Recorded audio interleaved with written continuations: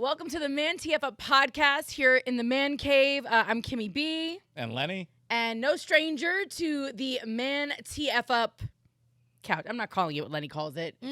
Love seat, chaise, whatever. Our girl, Brittany Brave. Welcome back, my love. Hi. Happy to be here. Happy to be back. Yay. So, before we go any further, you know the drill. Like, subscribe, share, follow. We are absolutely everywhere. Hashtag no excuse not to watch, listen, and then spread the good word. Now, Brittany, you're back for a couple of reasons. A, you're incredible, and we love you. B, we're trying something kind of new in season 2. Like, we love to present topics and conversations that are really prevalent on social media because that's where a lot of our, our podcast and our content lives. And then, we're taking the questions and the comments that we see people leaving and bringing guests back. But I have a feeling after today, we'll be seeing you again because, a lot has happened since the last time you were here. You were here, I think, late 2021, right? No, I think top of this year, basically, end of January. Was it? Yeah. Okay. So 7 months ago, 8 months ago. It feels like much longer. I was telling Lenny. I missed you. I came in and by the way, both of them started hitting on me immediately. Yes. And I was like, there's enough of me to go around. I know I'm 4'11" and very tiny, but it's okay. We can take turns. And I needed it. They could tell I mentally needed it to pick me up. No, I was here in January, I think, or early February, one of those things. I've wanted to go to so many of your shows. I see them pop up, and then it's like... Yeah. Well, you and Len have both been going through a lot. But so, I here. mean... And I headlined the Miami Improv, and you weren't there. I was there, though. Were you? Girl, don't play yourself. I can't hang out. Yes, I was there. I was there. Al P was there. Yay. We were back in the left the when cut. You do Broward and Boca, call me. I'll be happy to come. Oh, I'm in West Palm tomorrow, Friday and Saturday, hosting for Mark Norman, who's awesome. So where's that? West Palm Beach. West Palm Beach. Oh, the Improv. West Palm Improv. Yeah. It's like in that. Is that in the Clematis area? Yep, Right. I think so. Yeah. Clematis sounds like Yes. clitoris and chlamydia climax. and climax. It's all mixed together. If you leave chlamydia out of it, it actually sounds like a really good time. It really true. Well, Maybe we you should haven't lived till you've had the clam. So listen, I haven't actually had chlamydia. I just skipped straight to depression. That's what I did. Perfect.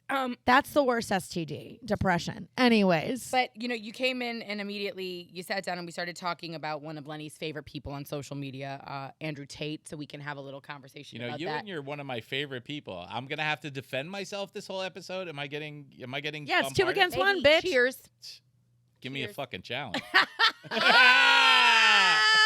I love it. Watch out. Let me take my earrings The gauntlet has been thrown. And then also, our fabulous Supreme Court decided to roll back a right that we've had for 50 years. Right. Obviously, we're talking about Roe v. Wade. And I've been watching you on social media, and a lot of your comedy has always come from a very real, honest, introspective place.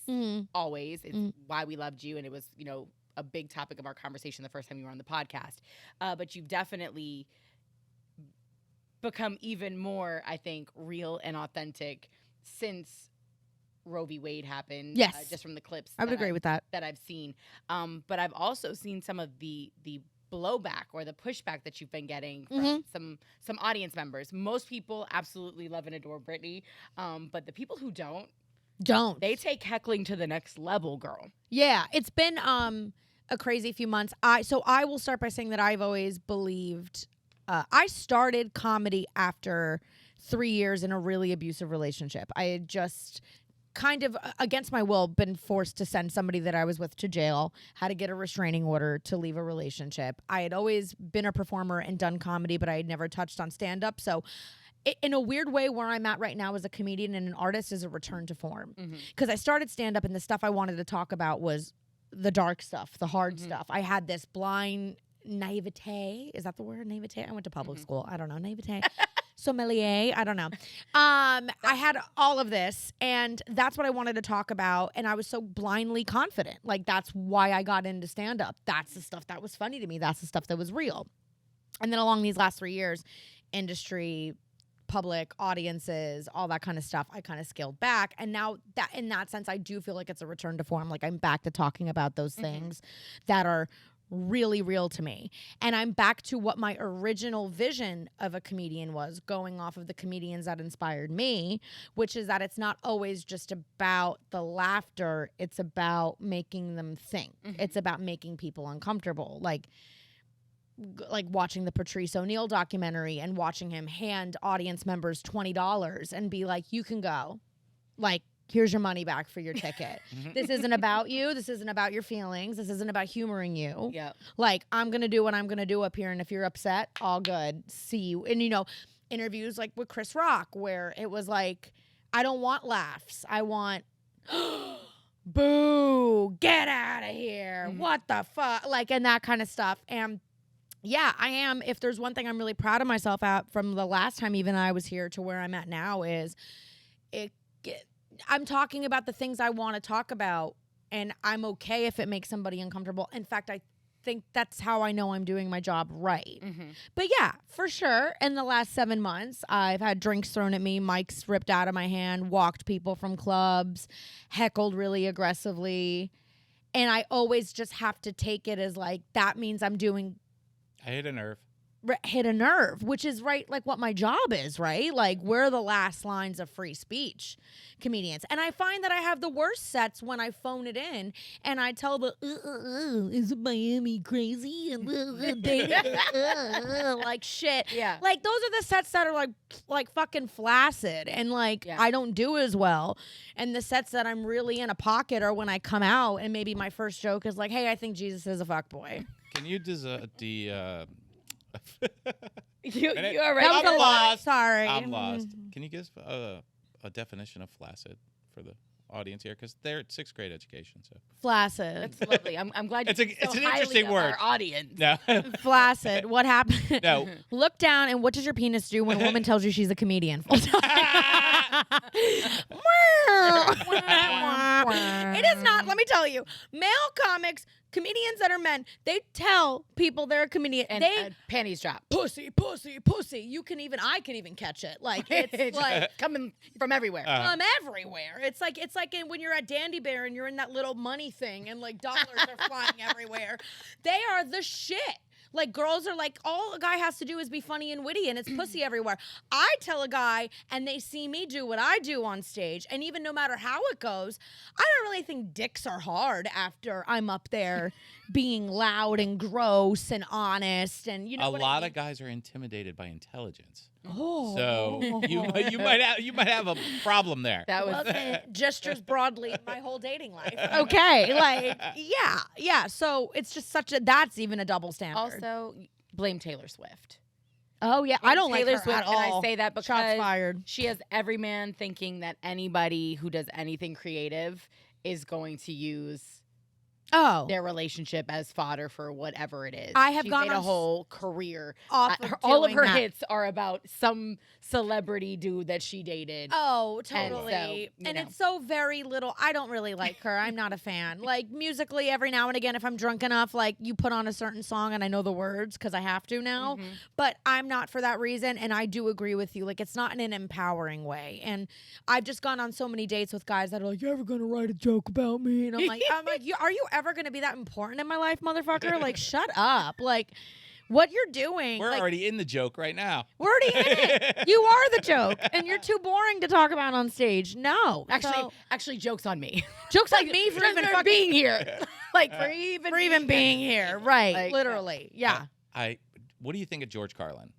Oh, he's one of my favorites. Yeah, he really expressed the reality of our country and Decades our ago. people. Yeah, decades ago. But and it came across, and it's when you said you're trying to get people to think. I think that's a lot of what he did in his comedy. Yes, Got people For sure. to think. and I actually just learned this recently too. Like, I think he had like a very successful career as an impressionist first, and like very, a stable life, stable foundation with his wife, home, all of that. And that like he felt his like soul dying in that pursuit, and essentially like threw all of that away, grew his hair out, and like all, and was like, this isn't what I want to do. This isn't what I want to be known for. And that's what I love about him. And if you look at, I don't know if you saw on Netflix, they have The Hall from the Netflix is a Joke festival that was in LA. Yeah. And like Chelsea Handler inducted Joan Rivers, John Mulaney inducted Robin Williams, Burr inducted Carlin. I think it was, and it was really cool. And for me, I was geeking out. But like, I hate to say, like, you always have to be funny, and you can't be like. I've seen enough comedians in Brooklyn that are a little too political and PC and woke, and I'm like, this just isn't even funny. Funny is still the goal. But if you look at the common thread between all of these legends and what people loved about them is that they fucking took risks. They said something. They didn't waste people's time up there. Unapologetic, honest, real, uncomfortable, walked people from comedy clubs, all this stuff. And, like, that is what, if you're going to be in this profession, I just think is that if you're going to be on stage, being a damn good comedian means just being fucking honest with yourself and with the world at large. And I could get up there and waste anybody's time and talk about dating apps and what's the deal with cell phones and like, who gives a shit? Like, it's like, or I can get up there and talk about something that's going to make you pay attention. That's just how I, Yeah. And I think it's important for comedians to realize that not everybody is going to love them. But the people and that's okay. Yes. The people who do are going to love them beyond, and the people who hate them are going to make them more famous by talking about them. Absolutely. Absolutely. And you don't want to be liked by everybody. You don't want to be the McDonald's of comedy. You don't want to be the whatever of comedy. Listen, let me be clear. McDonald's, if you want to sponsor me, I'm available. But like, I love a good McFlurry. Yeah. But like, you don't. Like, if everybody likes you and nobody has a peep and you're not disrupting the peace, then what are you doing, kind of? What are you saying? I don't know. That's one woman's take. I feel like we're in a very interesting place, though, just because of the fact that, like, shit is fucked up right now. It's so fucked up. Right? Like, so even when you're getting up there, it's very difficult to go do a Jerry Seinfeld-style routine right now, unless you're Jerry, who's worth $1 billion, right? Like, he can go up there and talk about Pop-Tarts from the 1960s and how, oh my God. And that in and of it is a brilliant gift and skill. Phenomenal. Everyday, mundane shit, right? Like, I saw him recently, I want to say pre-pandemic, but hilarious. And I will always love him. But right now, I'm with you. When you're talking about an up-and-coming comedian or somebody who, to Brittany's point, wants to talk about the important shit or wants to talk about the stuff that's going to make you think, it's a tough space to be in because it's dark. You're either talking about recession, you're talking about picking sickness, from a garbage bag. Abortion, death, school shootings, domestic violence, like racial hate, like you're talking about whatever. I've even seen this, like, even comedy aside, when I meet people now and I'm like, those people that you meet that they're like, I'm just like legitimately always happy. I'm just like how? I'm like, you must be fucking stupid or self-centered or high. Or high. Like, and all of it's bad. Like, how do you not exist in society? How are you like, I truly am just always so full of joy and everything's just fine and I'm so happy all the time. And I'm like, you're dumb. You're dumb. Or you're checked out of society a little bit. Like, but isn't that most people? It is most people. Most people are checked out. They're checked into their own little life. They don't even see. Then you're not really living. Yeah. I mean, to someone who is connected to all of this stuff and feeding off of it and living off of it and understanding it, but to 90% of the people. You think it's 90? Yeah. Yeah. Do you think it's 90? I think it's lower than 90 now just because they're inundated by Facebook and Instagram and TikTok. Yeah, but it's 75. Yes. Yeah. Yes. Yeah. So it's so hard for me to wrap my mind around that just because my everyday life is so consumed. It's what I do. You know what I mean? But that's your life. Of course. This goes back to the story we were talking about with our other guest, that why do people feel like they're cramming it down my throat? It's because people live in a bubble. There's a lot of people that just live in their own little fantasy world or their own little religious world or their own little ethnic world or whatever the case may be. So now they're seeing all this stuff come across their Facebook that they only talk to their friends on, and they're like, what the fuck? Right. They're going through like a culture shock, Yeah. a shell shock. And they're having to make this choice to either like engage even though it's uncomfortable or totally shut down because it's uncomfortable. The common denominator is that it's uncomfortable. That's the thing. It's just how you choose to respond.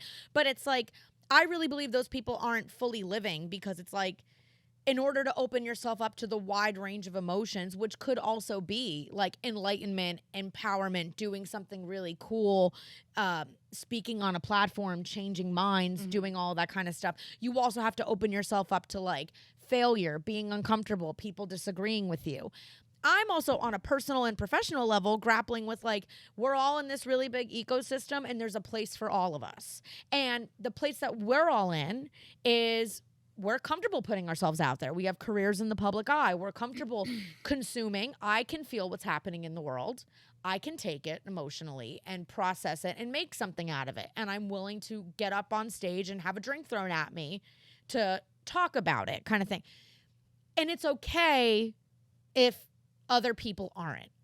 Like, I'm like grappling with that. Like, because sometimes I'm like, ugh! And I'm like, that's the ecosystem, right? The bottom feeders, the top of the chain, and everything in between. And like, we need those people that are like, I want my white picket fence in middle America. I don't want to know nothing that doesn't agree with what I already believe to be true. And that's it. And then we need the people like us that are maniacs and are like, I want to talk about all of it and be loud about it. And I don't care if I get killed on stage if for saying something that makes somebody uncomfortable. We all need to. Yeah. The only problem is the maniacs are running the country. And I don't mean that in a bad I don't know if that way. makes any sense what I said, but it's like we're all. It does make sense, but you still have the people who are so passionate and willing to put themselves out there are the people who are so, in some cases, very on opposite ends of the spectrum. So when you have those people that are putting themselves out there like that, you get a lot of controversy. And all you're getting are the extremes because it's only the extremes that are talking right now. Because the middle is scared to voice their opinion. Yeah. But why? Because they're the middle. Well, also, I get it, but it's kind of like, but man the fuck up. I mean, you know, and I say that with all the love in my heart to the people out there who are frustrated because you're the person that can connect with both sides to some degree. The person in the middle that can actually sit down and have a rational conversation and say, "Hey, I understand." And I hate Brittany, to make you sound rational because I think that's doing you it's not. I'm not. disservice. No. But you're the person that can be on the stage and you're talking about something that to people like take abortion, for example. Yeah. To the people who are out there marching in Washington, you know, supporting and fighting for women's rights to, you know, body autonomy and everything, you know, they can look at Brittany and they're like, hell yeah, fuck yeah, she's saying it, right? And then to the other person on the other side who maybe isn't super outraged, but is somewhere, you know, it feels the other way. Brittany sharing her story to some degree and explaining, look, this is the situation, this is what I went through, and this is why it's so important that people have the opportunity and the option, you know, and people are laughing. It's taking away some of the heaviness around the conversation because you've got a drink in your hand, you're eating a fucking boneless wing, you know what I mean? And you're like, that was actually funny. And whether or not you laugh in that moment or not, it is going to stick with you because it's an extreme topic. It's a sensitive topic. You are going to hear what I'm saying, even if you hate every fucking second of it.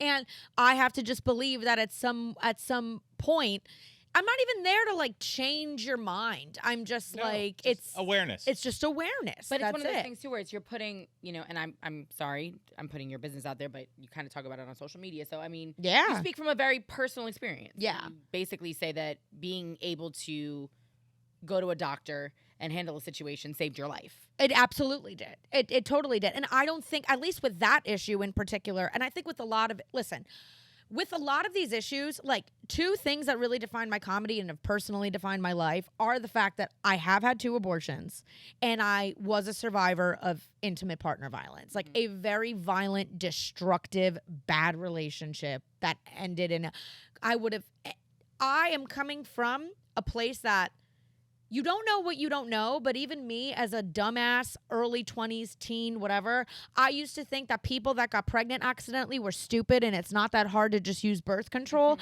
And I could never imagine and never in a million years would I stay with a man that laid his hands on me. And then you fast forward 5 years and both those fucking things are happening and ruining my life around me, and nobody in my life can recognize who I am. And I almost weirdly think that was life, karma, my destiny as a comedian coming and smacking me in the face. Like, you don't know what you don't know. Don't define people by their mistakes and their circumstances. Everything happens for all of that shit. So I'd like to think that I'm putting my comedy in a place where I'm like, I understand what you're thinking or what your bias is about these things, but try to hear me out in a funny way so it's palatable and you can see that, like, where I came from. And, like, none of this is going to happen without conversation. And sometimes we're not even willing to have conversation. So then that's where the arts come in. And then when the arts aren't doing it, that's where media comes in. Like, that's where it's all these different ways. But that then goes back to the censorship thing that we end up talking about so frequently on this show, is that if the crazies and the extremists continue running things, that conversation that's so important that could actually affect the way somebody sees something as critical as body autonomy or domestic violence could be silenced off of, 10 people sitting in a state house somewhere that all of a sudden decide, nope, that's crossing the line right there, sweetheart. There's a lot of weird things going on. I mean, with Roe versus Wade, it goes way beyond what the actual thing is. 100%. And it was well timed. Traditional and historical. The way they put it out, it was well timed. But it's the first time the Supreme Court has overturned a right. Yeah. They've overturned plenty of stuff in the past. Yeah. But a human right to health care. This is a constitutional right that they agreed was a constitutional right that they rolled back. That is affecting everyone in the country. Because basically it's saying anything that's in the Constitution is fair game. Yes. Yeah. Fair game right now. We can roll back anything right now. And the fact that people don't understand the magnitude of that decision, like whether you agree with a woman's right to choose or not, you should agree with any American's right to their constitutional right. Right. And the fact that, 9 people can sit up there with absolutely no sort of consequence and at really all, no system of checks and balances for them, and just obtusely decide which constitutional rights should stand and which shouldn't. Like, I mean, when they started using historical and traditional, like, if you really read the judgment, it is so frightening. It's not even funny. Yeah. Like, yeah. It's crazy. And that's what it is that the whole argument is debunked on both sides now, too, because it's like the people who are all like constitution is everything, constitutional rights. It's like, well, right. Now we're at the point where we're rolling back the very things that we're protecting. So that means that, like, the way they're coming for my body, they're coming for your gun next, too. Yes. They're coming for anything else. And then on, like, the other side of it, like you said, I mean, yeah. And then on the other side of it, it's like now everybody else on the more liberal side, I guess, of the issue, or the pro-choice side of the issue, is like, I no longer even see myself in the eyes of the government at all at this point. So it's like, it just, the fact that it even got that far to getting overturned, regardless of what your stance is on the issue, speaks volumes about how women are viewed in this country. It just does, like, in the most neutral way possible. Like, we want to take away. I don't understand women who are like, I don't have a stance on it. I don't get that. And I know that's extreme. Like, how do you not want to control your own body? Yeah. That is the issue. That's all it is. That is really at the core what it is. Like, so when women are, there was a female comic on stage a couple weeks ago, and she was like, yeah, like, Roe versus Wade got overturned, cue dumb abortion joke, blah, blah, blah. And then she was like, I don't really have a stance on it. And I don't know why that hit me. I just was like, you don't want to have an option for your body? Like, tell me you're simple without without saying you're simple, like, or like, to me that read as like the middle school girl who wants to be cool, and one of the boys was like, nah, I don't have a stance on it, like, kind of. And I was like, or the person who wants to happily walk through her comedic career, not offending anyone on either side, and that's cool, but like, make room, get out of the way, like, for people that are saying so. I just don't get that. Like, I'm like, you understand that if you water it down, it's just access to your own body that is being restricted. You might hate abortion. It might make you uncomfortable. Your religion might hate it. You may have had one and feel guilt and shame around it. You don't need to like it. I don't even need you to be me who's topless on a rooftop screaming about it because it's my fucking safe word. What I need you to see is like, at the end of the day, it's choice. Like, I don't need you to love it, but I need you to know that, like, the same way you want to get a dumb face tattoo, you should be able to get an abortion. Period. Like, that's what it is at the end of the day. But it just comes with this stigma, and the stigma just makes us comfortable. Dirty, unconstitutional, slutty, illegal. But the other thing, and I think that we talked about it in an episode recently, was what happened in Kansas. And we're talking about the very few people that are making decisions for the majority of us, right? Like even things happening in Tallahassee, which is, you know, for those of you watching the podcast or listening, we're in Florida. In Florida, that's just a wealth of Number jokes one in and of state. itself. Yeah. Number one state. Yeah. We are the best. Cheers. Cheers. We're drinking tequila at 3 in the afternoon. Yeah. We're definitely good. Cheers. But no, in Kansas, when they put it to the people, when they put the vote on abortion to the people, they shocked the entire country because the people voted not to ban the right to abortion, and nobody in Kansas saw that one coming. It was like, yeah. You know what I mean? So when like there's certain things that come out, it's like when you ask majority of people, it's 60% of people. Again, it's not that they necessarily support it. That's not what we're talking about. You know, we're talking about leaving it in the hands of the person whose body it is. Right. That's all, like you said. I heard there's politicians right now running on their whole speech is that religion should be telling the government what to do. I saw that. You saw that, right? Did you see I mean, that clip? like, are you out of your fucking mind? Isn't that what we fought It's for like- too? Was separation? Yes. No, isn't that how That being the that being colonizers said, ended up here? Let's just say Roe versus Wade. Were right? they escaping religious persecution? Wasn't that literally why they got on the Mayflower in the first place? Yeah. And left England and landed on Plymouth fucking Rock? Yeah, so we planted. We have a top judge system in this country that is very faith-based. Yeah. You're talking about our SCOTUS. Our Supreme Yeah. Court is very faith-based. So they're not supposed to bring that into the court At all. You know, nor party politics. you're and they going are to- all if you're- partisan. If you're going to overturn something that clearly the majority approved of in the 70s. Well, and the running joke about that is it was a conservative court Yes. that approved it Yes. virtually unanimously. I mean, Yes. that pushed And it through. also, when abortion was first introduced, I mean, not first introduced, like obviously back in like whatever, like Renaissance beginning of days, time? the beginning of time. Of course, it was done hush hush, but also women weren't allowed to show their ankles, so a lot of shit was fucked around that. But like when it was first introduced, like it was perfectly fine, and then it got challenged, and then Roe versus Wade was put in play, like that. But it was absolutely fine. Nobody batted an eye when it was first commercialized, if that's the right word. Like abortion was just something that you got, and then conservatives and religious extremists like pushed back on it, and then Roe versus Wade, and now here we are. So it's like at the end of the day too, it's like it's religion, it's understanding the country is operating under extremes. So how are you going to rally your fan base other than haha, we took away abortion? Yeah, it's just all pander. But and we it's talk money. about rallying your fan base, but then you have a state like Kansas that proves that even your fan base doesn't agree with you. So it's like, that's what's, remember, and Lenny and I fight about this all the time, and it's, I hate to say this, and I wish he would block his ears, but the longer I sit on this couch in this room, the more frustrated I get, because Lenny is right in the fact that it's such a small number of very loud people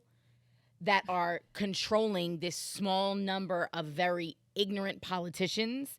Do you know what I'm saying? Yeah. And so literally you have a Congress sitting in Tallahassee that is acting on behalf of such a minority in this state. So you're right, and I agree. I've had And a lot of it's because conversations. of the girl. It's because of the girl that got on the stage. I don't really have a stance on that. It's because of the people who are not actively involved in government, are not actively involved in how and that's our country is existing run. in the middle. I don't really have a stance, and that's like you can either see that, you can either use that and let it be a detriment, or you can do comedy or speak out about an issue and understand that because you're in the middle, that means I have a shot to change your mind at something. Like there's two ways to see that. And I do agree with that. I do. Like, I think that way back when, like when this country was built, the Constitution, yada, yada, yada, everything was about the majority, democracy, the majority.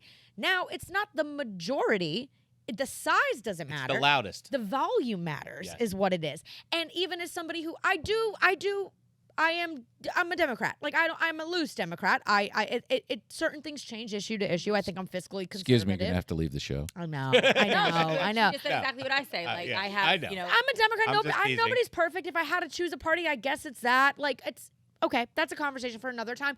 But it's like one thing that I will always say that like the Republicans do and that the conservatives do is that their movement is united. It's loud. It's unapologetic. And it votes. And it votes. And it rallies. Sorry. And sometimes, especially on typically democratic issues like pro-choice or like things like this, I wish our party would get loud and nuts and get a little sensationalized a little We bit. wear pussy hats and then we get in trouble. Like right. Like, It's like the I'm sorry, pussification guys. of America.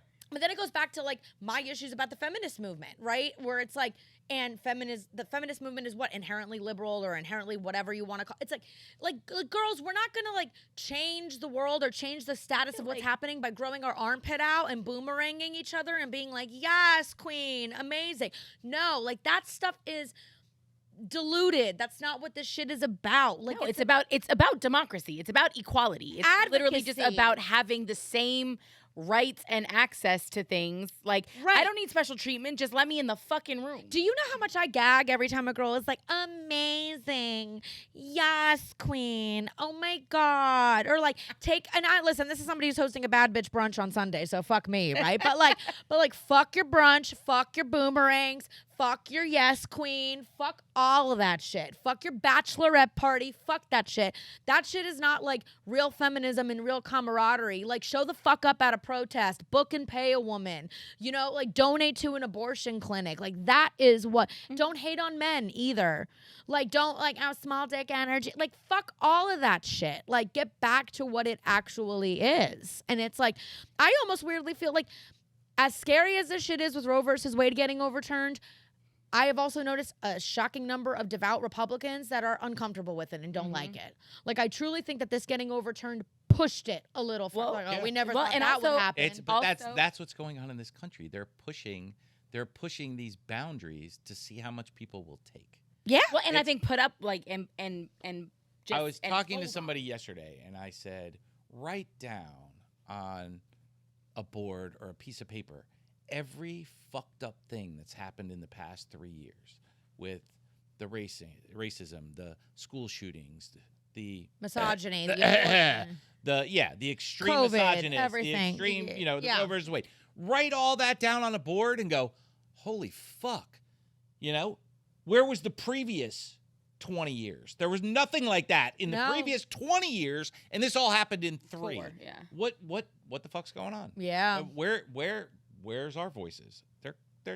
They're pushing the limits to see how much people. I still fucking see people driving by themselves with a goddamn mask on. That's like bananas. It's like, what are you fucking kidding me? Those are people that are like. Yeah, defend them, Kimmy. In defend my them. head, Do you care though? Defend- Like, why do you care? I care because that goes to the level of fucking programming they're pushing on the American fucking people. I don't care on a personal level. Like, I mean, that's an extension of my Yes. body, my choice. Like, fuck Yes. him. That's what That's makes me feel fine. comfortable That's in your what car. I'm saying. Fine. But I will understand. Also, I with Lenny on this, like, on an intellectual whatever level, I'm like, Asian communities have been wearing masks for decades, guys. And that's like fine. everywhere they live in on the most subway. polluted country in the world. yeah. Okay, I They, mean, that's for Well, pollution. but they also do it just out of respect for their fellow people. If they're sick, it's just a part of their let culture. me be clear. When I'm on a plane or a subway now, I am happy to wear a mask. I am fine with that now. Like, and I did see like my level of my frequency of sickness and colds and flus go down from. That's not even it, but it's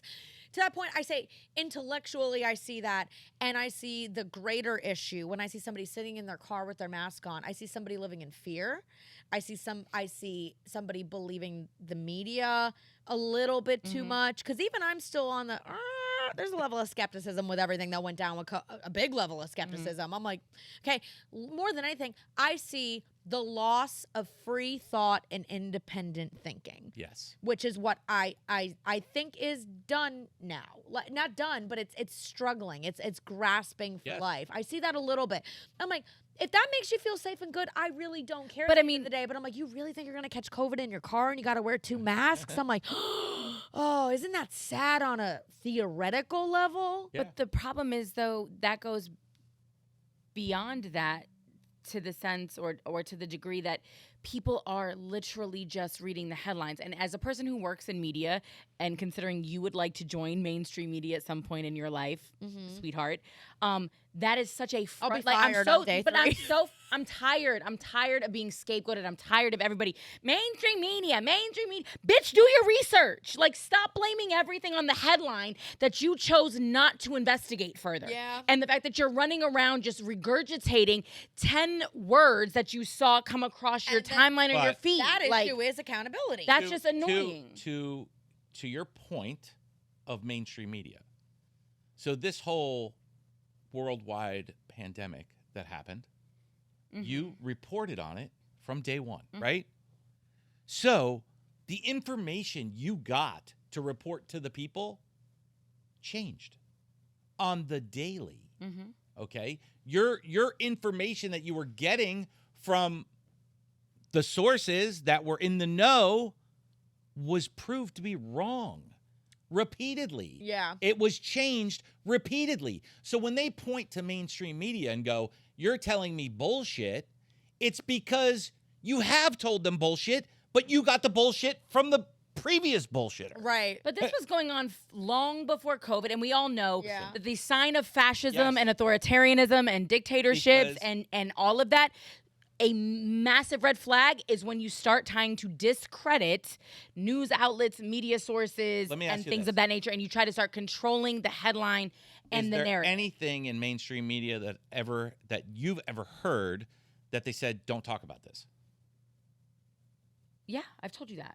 Okay. So when you have, a religious group owning one of the major religious organizations, and you have a billionaire owning the other news organization. I mean, when I grew up, Kimmy, there was 3 news stations. Yeah, but here's the thing. They all had the same story, but with different drama. But I would like to clarify, though, what many people think, and just to dispel that myth, is that, it's the snowflakes that don't want to hear the truth. And really, snowflakes come in all shapes, sizes, creeds, colors, and sides of the political aisle. Let me tell you, because the things that I've been told not to talk about are things like Black Lives Matter.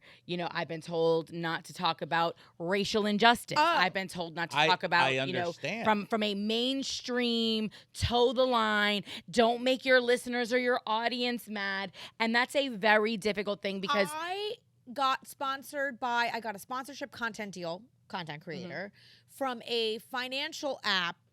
Won't say the name. Don't. I can, but it's fine.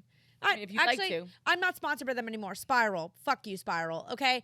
Because it's about saving on a regular basis, but also like ethically saving so that your money can go to causes you're passionate about, and there's a social element with it. Ideally, conceptually, cool. I was on board. Whatever. I regret to this day, and it's a career regret for me, moving forward with like doing the posts that I did for them, because the initial charity that I wanted to donate to was the Center for Reproductive Rights, which doesn't even have their little fucking trigger word of abortion in it. It is the Center for Reproductive Rights, which covers the wide spectrum of reproductive issues and rights. Which also includes infertility, and hormonal treatment, a ton of shit, okay? And I got told no, and essentially in some odd words that it would be problematic and extreme. And I said, but if you're also, okay, first, fucked up, number one, that already is where the country is headed and where everyone's mindset is at. Number two, I'm like, if you're looking at, you want me to engage my audience authentically, this was back in September when Roe versus Wade, we started really hearing the early murmurs that this shit's going to get overturned. And we knew it was coming. And I said, I've already been active. I had just released a line of t-shirts of angry uteruses, like flicking people off and stuff. I was like, if you really, even just from a marketing standpoint, want me to truly dial into my audience, I've already been talking about this. I can find another charity, and I did, a great one. She's the First, provides funding for girls around the world to get education in underprivileged third world country. Great organization. It's great. But like, damn. Like, I was like, this is problematic. This is just, you're a part of the healthcare. It's healthcare. And you're a part of the problem if you're perpetuating this and stuff like that. And like, I've had posts get taken down about abortion on Instagram, flagged.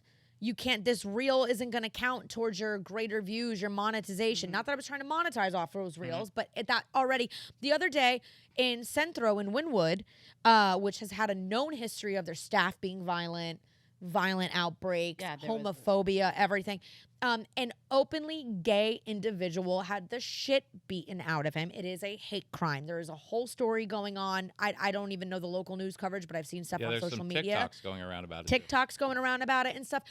I posted it on my story. Instagram ripped it down.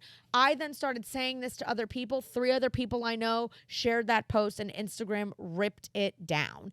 And it's like, that to me is scary. It's like what you said with fascism and all these. I'm like, once we start controlling communication and information, we're fucked. There's a story that you'll never hear about. You probably couldn't even look it up.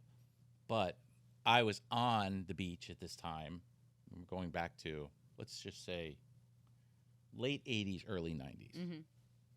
Versace lived in his house. There was a guy from another country, came here, developer, doing a bunch of shit, opens a club down around 2nd Street. I think it might be that restaurant now. It was probably like it was probably Opium or whatever. Was it? No. No, the club was called Hell. It was in a hotel with an atrium. Wait a minute. I'm sorry. The club was called Hell. I'm pretty sure.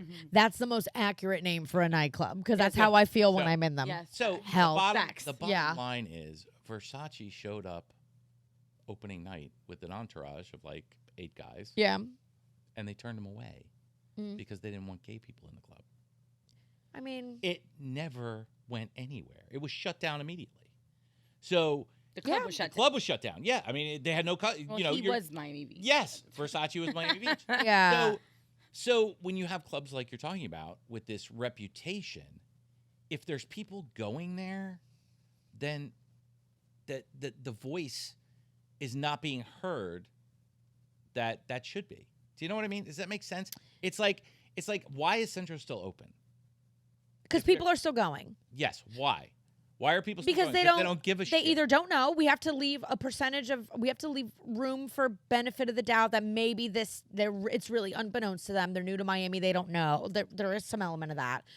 2, they don't care. 3, they do, they agree. Well, I was going to say, I mean, let's be very clear. We know where we live. And, as much as I love South Florida and I love that we're so quote unquote diverse. We're not. Not only that, Caribbean communities are known for homophobia. Like whether it's... We were more diverse, I think, in the 80s and 90s and copacetic with it. I agree. It was also, what is that called? When you kind of have like...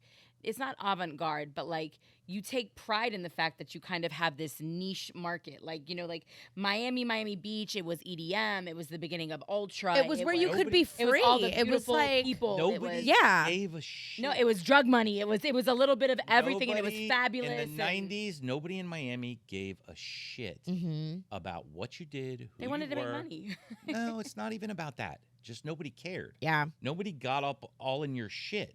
And nobody, nobody was indoctrinated to hate but you also gay have people. No. But you also have to remember. But first of all, Miami Beach was Jews and gays, like that. Like, and by that, when I'm talking about South Beach, I lived there in the late '90s, and I have friends and family and relatives that have like the beach. What we know of Miami Beach now, of South Beach now, was made by that community Yeah. to some degree. When we think about celebrity, when we think about the fabulousness, when we think about all of that. And then they started moving off of Miami Beach as it got more populated. And they started moving actually over into Wynwood, the artists, the makeup artists. They were Design buying up, District, you know, they started Brickell. buying up a lot of those warehouse spaces, which obviously used to be fashion and things of that nature anyway, because we were kind of like, it was like the garment district. There was only And about a lot of people there was don't only know about 3 or 4 developers that moved that whole migration that turned Miami Beach into Miami Beach. Yeah. And Miami Beach prior was where all this, Convalescent. no, from the 30s, it was where all the celebrities lived. Yeah. It was always a celebrity That- hub. and then it was They a lot of all people. lived on Miami Beach. The Barry Gibb, all of them. They all lived on Okay, Miami. you're taking them back to the 30s, my man. That's No, I'm that's a saying little from the- excessive. Maybe I'm saying from the 70s and 80s. all those Yeah. mansions you see along the water were all only celebrities. There wasn't Common folk. there wasn't as many millionaires or Mhm. wealthy people that lived on Miami Beach. You know that as there are now that could just buy. I was There gonna say, wasn't a Pine lot Tree of Drive, and international money. you know me. I'm a beach girl, so I'm going in that area Yes. where you've had a wealthy, prevalent Jewish community for quite a long time. And Yes, you're but going back. That stopped at like Yeah, 21st you're Street. talking about more. That like, stopped at 21st Street, where Wolfie's was. That stopped, and Club New, and Yeah. that stopped there.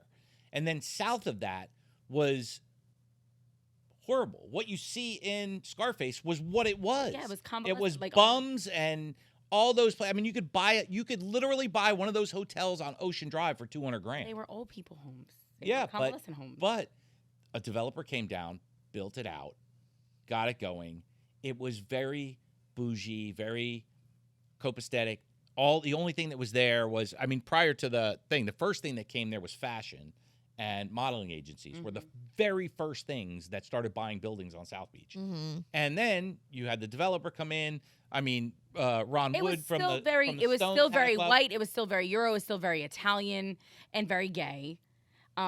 It was a mix. I and wasn't nobody alive, cared. so I can't attest. Well, no, and then there were a few clubs that were like, you're like, I know, like Luke had there was like Yeah, Luke. Crystal or whatever, Luke's in Fifth Street, Club and Fifth Street. that was, so that was like the one space where people from over the bridge could kind of come and go.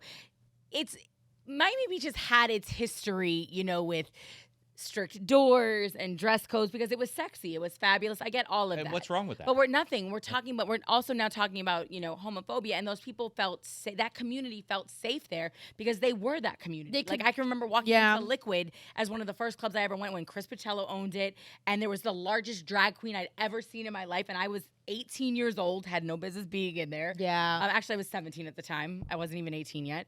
And, it was like, oh my God, this is what that was what in my mind Miami was. And what did you perceive it as, right? It's like you saw freedom. I fucking loved it. I lived on 15th and Meridian, and that was my life. And Yeah. I loved it. And it was like you saw freedom. And if all of this is allowed to happen and allowed to look this way and people are allowed to dance that way and be that way and whatever, you saw that freedom and that ability to be free in yourself too, right? Like Yeah. I would think I would see that too. It's why I love going to gay bars and drag shows too, because I love living vicariously through that unabashed But freedom we're at a and place stuff. right now, though, Brittany, where the situation that happened at Centro, and I've heard that he was. I've heard a lot. Yeah. So I think it's a toxic environment. I think we all can agree. That's an actually toxic environment. But we're at a place where people are feeling less and less inhibited from carrying out those types of acts, whether it's the That's the AAPI fear. community, whether it's the Jewish community, whether it's the gay and the trans community. I do agree. And again, that's stemming from this place of hate that we're seeing, this extremist narrative on social media where I think a lot more people feel empowered and emboldened. Someone's going to have your back for that behavior. Well, the governor of Florida Florida just came for our house in a drag brunch. So I know. what's going to stop a bouncer at Centro at a predominantly Latin straight venue to not from beat the shit whooping out of somebody, who's 100%. I just got into an argument with another comic and down here about this, and I had said, in his Governor DeSantis's policies, namely "Don't Say Gay," are somewhat direct correlation of the homophobia that's happening at Somewhat. 100%. He's like, I don't think so. I don't want my kids even saying gay in school, talking about sexuality. I don't want that shit in there. But you're okay when they come home with a girlfriend in kindergarten. You're okay so long when as they it's a get hetero caught relationship. whacking off to porn, as long as it's to straight women that your son's in tits And not that your gay son's and not gay jerking, porn. and not gay porn. Correct. And I was just If like, it's gay porn, you're blaming it on their kindergarten teacher who was clearly talking about sex. clearly talking about like it's just. And I started getting into it with him, and I was like, do you understand that, like, their minds are so impressionable at that age that if you tell them gay is a bad word, they're going to grow up to think that gay people are bad. Being gay is bad. They're going to grow up with a mindset. Nobody's saying they have to be gay. Nobody's saying they have to be the loudest and proudest in the movement. I think that's a stretch, too. I do. I know that's an extreme, crazy thing to say, but I also think, like, I look at my boomer parents who I think they're fine if somebody's in the trans community, but are they ever going to use pronouns? Get the fuck out of here. They're 70. Like, they're not. Like, I'm 55. I'm not going to. Right. They're not going to. And also, okay, hot take. I'm going to get fucking canceled for this one because I love the trans. Be who you are. Identify how you are. Whatever. If you're also not comfortable addressing and using people's pronouns, you should have the freedom to be like, I don't agree with you. And I don't see that. I don't know. Like, That's the middle. That's the middle. Like, hey, be you. I don't want anybody to stop you from transitioning. And I think you deserve to live a safe and healthy life, however you are. But, like, I grew up where you're a he, you're a she. That's how I want to keep it. And I personally don't believe in adopting this. If we're really going to move towards a society that accepts everybody for what they are and lets them live under their own beliefs, that should fall under that too. And this is somebody who is a loud and proud advocate for the LGBTQ, A, B, C, D, E, F, X, Y, Z community. All of it. And like, I am like, I don't want to, my parents are never going to adopt that. They're not homophobic. My mom has gay best friends. My dad has gay best friends. They're very openly, we don't care what anybody does with their body, truly. But at the same time, they're like, I'm not going to get behind that pronoun thing. I don't know why. I don't want to engage in that. That's their choice kind of thing. You know, same way somebody can be like, I don't like abortion. And I can be like, that's great. Don't have one. Don't have one. Yeah. Okay. I disagree, and Lenny knows this in the sense that if somebody corrects me, like, it's one thing to walk into a situation if somebody has not given you their pronouns, like, and I make a mistake, like, cool. I expect leeway to fix it, but if I deliberately moving forward, if we engage, you know, if you identified as they, and I had you in this podcast 3 times and I refuse to address you that way, now to me that's just disrespectful. Like, I can see like that there's being a good human being. Like, if that's something that if that person keeps coming back to the podcast, there's a reason. And you know, you can why can't you just respect somebody's wishes though? It's fine. Allow me to be a Neanderthal. You want me to allow you to be this? Like, you're deliberately doing it. Like, it's not I'm like not it's deliberately not like a doing slip it. If I'm looking mind. at a woman, I'm gonna call her or she. Or if I'm looking at a woman, that's it. That's what it is. That's a woman. That's a man. That's my take on it. Mm-hmm. And you know what? You don't get me started on the. Don't get me started. Don't get me started on the extremes that this is getting taken to. I sent you a clip of some guy at a school board meeting. Yeah. Who was yelling because the teacher said that dinosaurs are extinct, and his daughter is thinking she thinks she's a T-Rex.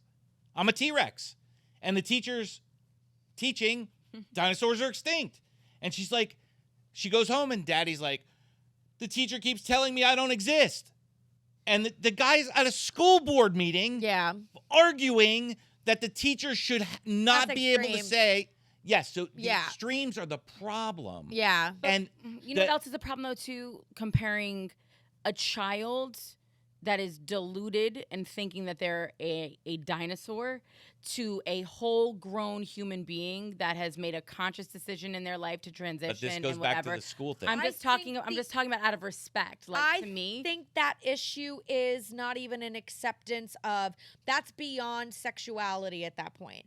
I think if somebody says, hey, please refer to my pronouns as this instead of that, and then somebody continues to deliberately do that, I think that's less looking at an issue of sexuality and identification, and that's a whole other like level of if somebody's gonna push it, that's a whole other level of you're trying to piss people off and hurt people, and like that's a completely different issue. I'm looking at people that are like, hey, like I don't know, I see my parents and stuff like that. I see some people in my family that I genuinely do think are good people and don't have an active issue with gay and trans community, but I also think that they're seeing this they're not changing their email thing and putting their pronouns at the bottom of it. They're seeing this movement towards pronouns, and are they not allowed to have their own perception and feelings on it? Like, I think you can transition and be what you want, and that's absolutely fine, but they're like, I don't necessarily know if I'm ready or willing to adopt they, them, z, zer, and everything else. And I'm like, shouldn't they, as long as they're not deliberately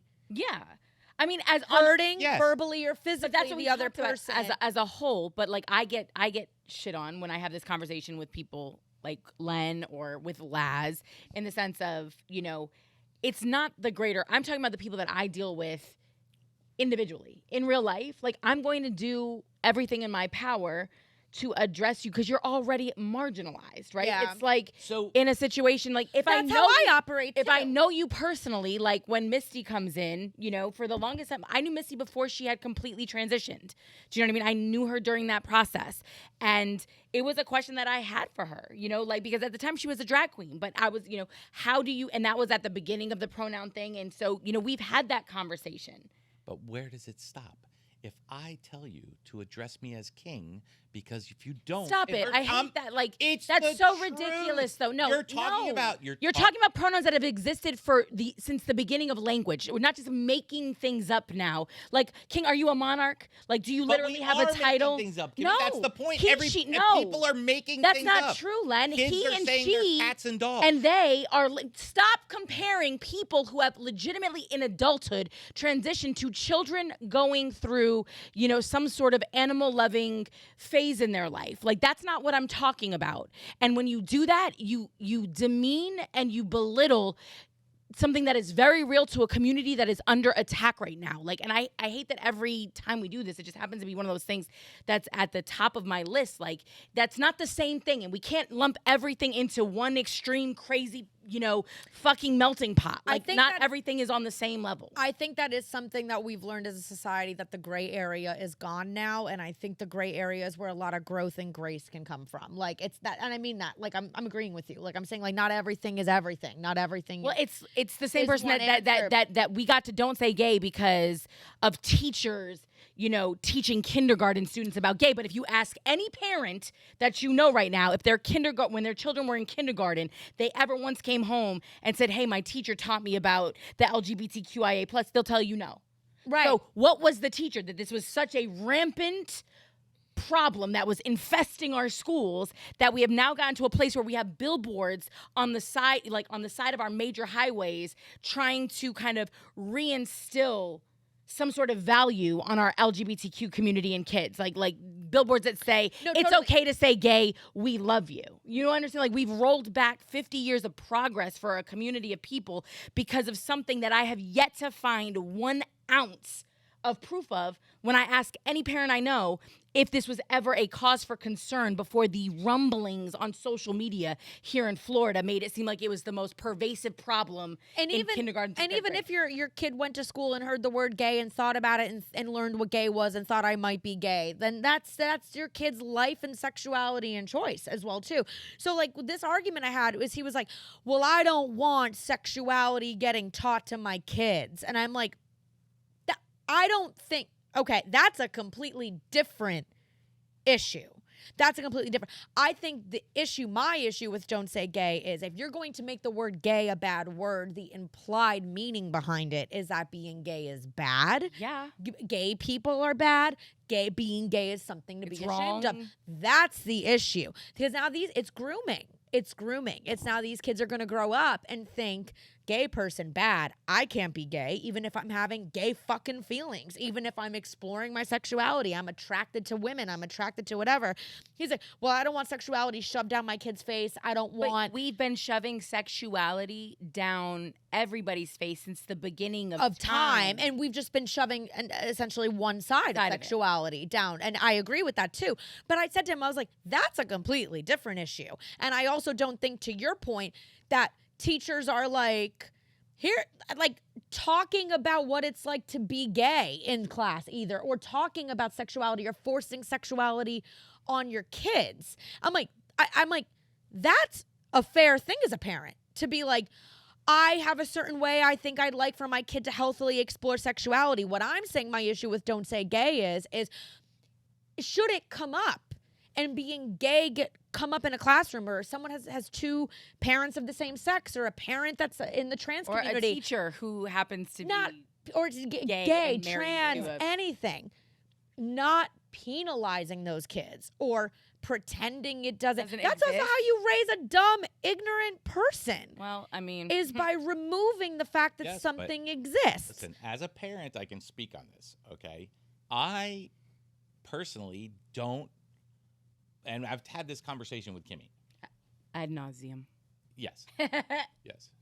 I don't believe that teachers should be able to reach into their personal feelings and express things to children that children don't even have on their mind, for the most part. I mean, my kids, as, lower school, 3rd grade, they had no concept.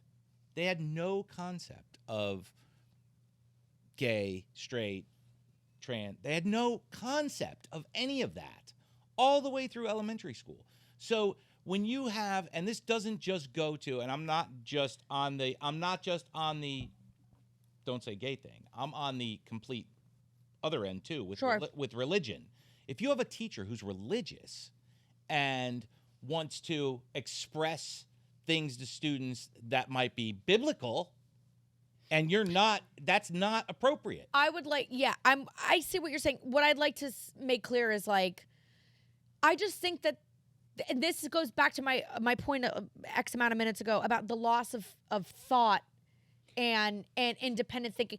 I think I don't like that the concept of sexuality is erased at all. I think when we are penalizing kids for saying gay or talking about the existence of sexuality and being gay, we are raising closed-minded, Yes. uneducated students. Isn't there a way to matter-of-fact address, like, so what is being gay, or he's calling me gay, or he's what? Can't teachers just, I'm not saying force it down there to be like, That's not the only word. that's not the only the word, other- and The other problem with that is the fact that we had somebody in here who spoke to this subject from personal experience and with, I think, quite a bit of knowledge in the area.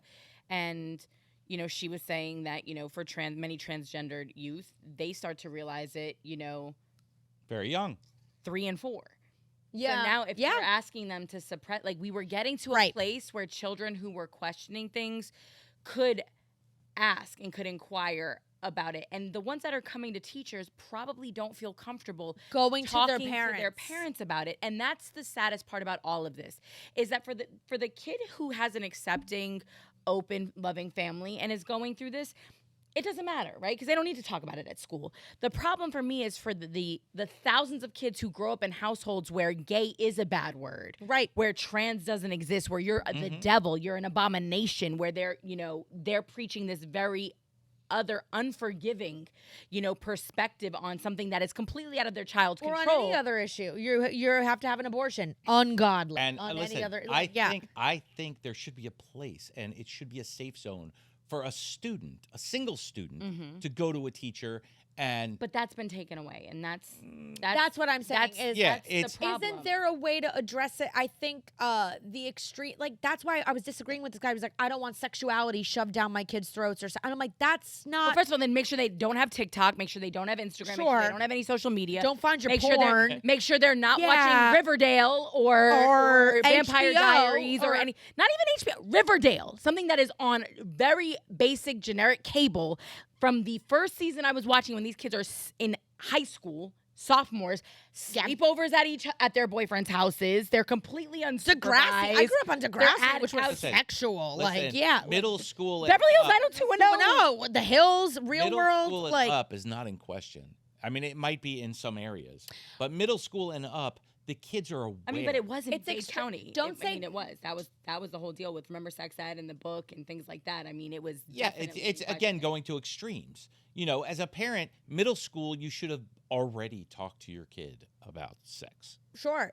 Well, that's why when he was like, don't shove sexuality on my kids, I'm like, I think you're missing the point. I don't think teachers in the school system are shoving or forcing conversations about this, but I think that to penalize kids or to ban the word or to ban the concept from even being acknowledged is also fucked up and homophobic. I think it should be like anything else. As I've never been a parent, but I would envision that if my kid came to me and said, Mom, what does being gay mean? Mm-hmm. Yeah. I would tell them. You have to explain it. But you have to explain it in a way you feel comfortable explaining it however old your kid is. And it's okay. And if you're not gay, it's okay. But that's all we're trying to have the freedom to do. And that's what I think DeSantis was taking away. It was. I mean, he did. It did. Like, that's why I don't like it. But the scarier part about it is it was part of progress. Because, again, it goes back, and I hate to say this, and I know that it should be left in the hands of the parents. I'm not taking that away from you, Len, as a parent. But kids are experiencing these feelings at young ages and always have been. Bruce Jenner. Educate the parents. But when they transitioned to Caitlyn, specifically said she knew at 6 years old that she was different. She went on to become the probably most elite American male athlete in history. We've had no other decathlete gold medal champion, but lived a lie because society told her she was wrong. She was an abomination, and she did it well, right? She's got multiple children, had a few marriages. I mean, living the American dream. Yeah. But when she tells the story now, it's like, I knew at 6. So we know that kids are experiencing these feelings. And part of the reason why they're experiencing them and questioning it is because what they're watching, when we talk about representation, why it's important that Brittany gets up on that stage, right, with Roe v. Wade getting rolled back, and that young girls are able to see somebody that is empowered by the decisions that they've made and not ashamed. They need to see things are possible for them. They need to see themselves. So when you're watching the Disney movies, right, and you're seeing everything. Ooh. Well, it's the nosy way bitch. By blocking abortion, you're not going to get rid of it. You're just going to make it unsafe Yes. by not casting people in the trans community, by shielding. You're not going to eradicate people who transition. No. By saying don't say gay, you're not going to erase a world where gay people don't exist. Well, not even that. I mean, so it's just going back to where it's like. But I mean, now they're trying to, though, and you understand that. Like, we're at a place where they're literally trying to getting hold rid of hormones. Guns, going to end shootings. Yeah, it's another. It's the same. It's like I said, if you write on that board every word that's been canceled, everything that's happened in the past 4 years, it's a pattern. They're trying to groom what Don't Say Gay is they're trying to groom the future of kids to just they want to get the gay out of their system. Understand gay is bad. Go back to the we don't decision even on want to Roe v. deal Wade. with this anymore. Historical and traditional. What have the values of this country been historically and traditionally? Yep. Despite the fact that I'm sure half the founding fathers were diddling each other. Oh yeah, you know what I'm saying? And had many abortions. at the all their prostitutes. At the constitutional whatever it was. And then it goes back to Constitutional like, convention. are we not comfortable with ourselves? That's what it is too. Like, why can't we just let people live? Let people let ourselves live, the even basis too. Of historical and traditional on the Roe versus Wade thing is not even true. It's not in religion. It's not taboo in religion, but they're using religion to say it is. They're like attaching God to it. I feel like if you could interview God today, he'd be like, do what you want. I see your life. I see like who you are. Like, yeah, exactly. Yeah. It's so, traditional, and the things they're resting their laurels on are not facts. They're not real. You could say it's because, the Catholic this, the Protestant this, the Jewish they're just basing it on the history of this nation, what has been legal and what hasn't. And they're trying to say that the court that pushed Roe v. Wade or passed Roe v. Wade made an egregious overstatement in what they did, the step that they took, and they're basing that on historic and traditional. No, when women got rights in this country. When women got rights. It doesn't matter. Listen, this is fucking history. No, thank you for saying that, because that's the unfortunate part about 2022. Yes. Many people don't realize that we didn't always have them. But that's fine. Listen. It's not fine. Kimmy, it is, because this world has evolved to put us in this room. And we're devolving. That's the problem. But we're devolving. We're rolling it back, Len. This world is not that fun-loving place. It's been war since day one. It's been a fight for humanity from day one. So, it wasn't wrong in 1700 for people to be the way they were, or 1800 or 2000. It's the way we've evolved. So when women got rights in this country in the 1920s, and yeah, great, they didn't have rights before. They didn't have rights before because they didn't give two fucks about having rights before. That's what happens. You think that women in the 1700s gave a shit if they got to vote? No, for sure or they would have turned it over in the 1700s. For sure I do. You're wrong. They got burned at the stake for practicing medicine, and they were called witches. By who? By who? By men. By the church. I think there was and by the men of the community that allowed them to be burned. What are you talking about? I think there were the always Inquisition. I think there were always women that were okay with whatever their status quo was, and there still are now. And there still are. But I definitely always think that there were women that were willing to. There were women that were dressed walk as into men. the ocean, fucking dressed as men, of course. Running family farms when dads died and when husbands died, and they had to went off to war and they had to run shit. When did women get the right to vote in this country? 1920. Okay, so women got their rights at that time and became this. That put them under the protection of the Constitution, because women now are protected by the Constitution. Prior to that, they had no rights. They were men's property. If you can't vote, you have no rights. Seen by your country or your government. You had no rights prior to that. So they got a constitutional. Okay, women are here. They're protected by the Constitution, which is what Roe versus Wade was. It was an extension of that protection of women under the Constitution. Seeing them as entities of their own. Also, that could make decisions for themselves. Correct. Make decisions for themselves. Now that it's not constitutionally protected and there's nobody to check abortion rights and abortion policies, the other scary thing, the main scary thing, is that states can criminalize abortion. Which is what they're Once you trying criminalize abortion, women can go to jail for performing, knowing about all of these things with abortion. Once they go to jail and they're felons, they can't vote. And there we go. We're back to 1920, yes, 1919. I'm not. Say that last part one more time. If they criminalize it and they make it a felony, then what happens? They can't vote.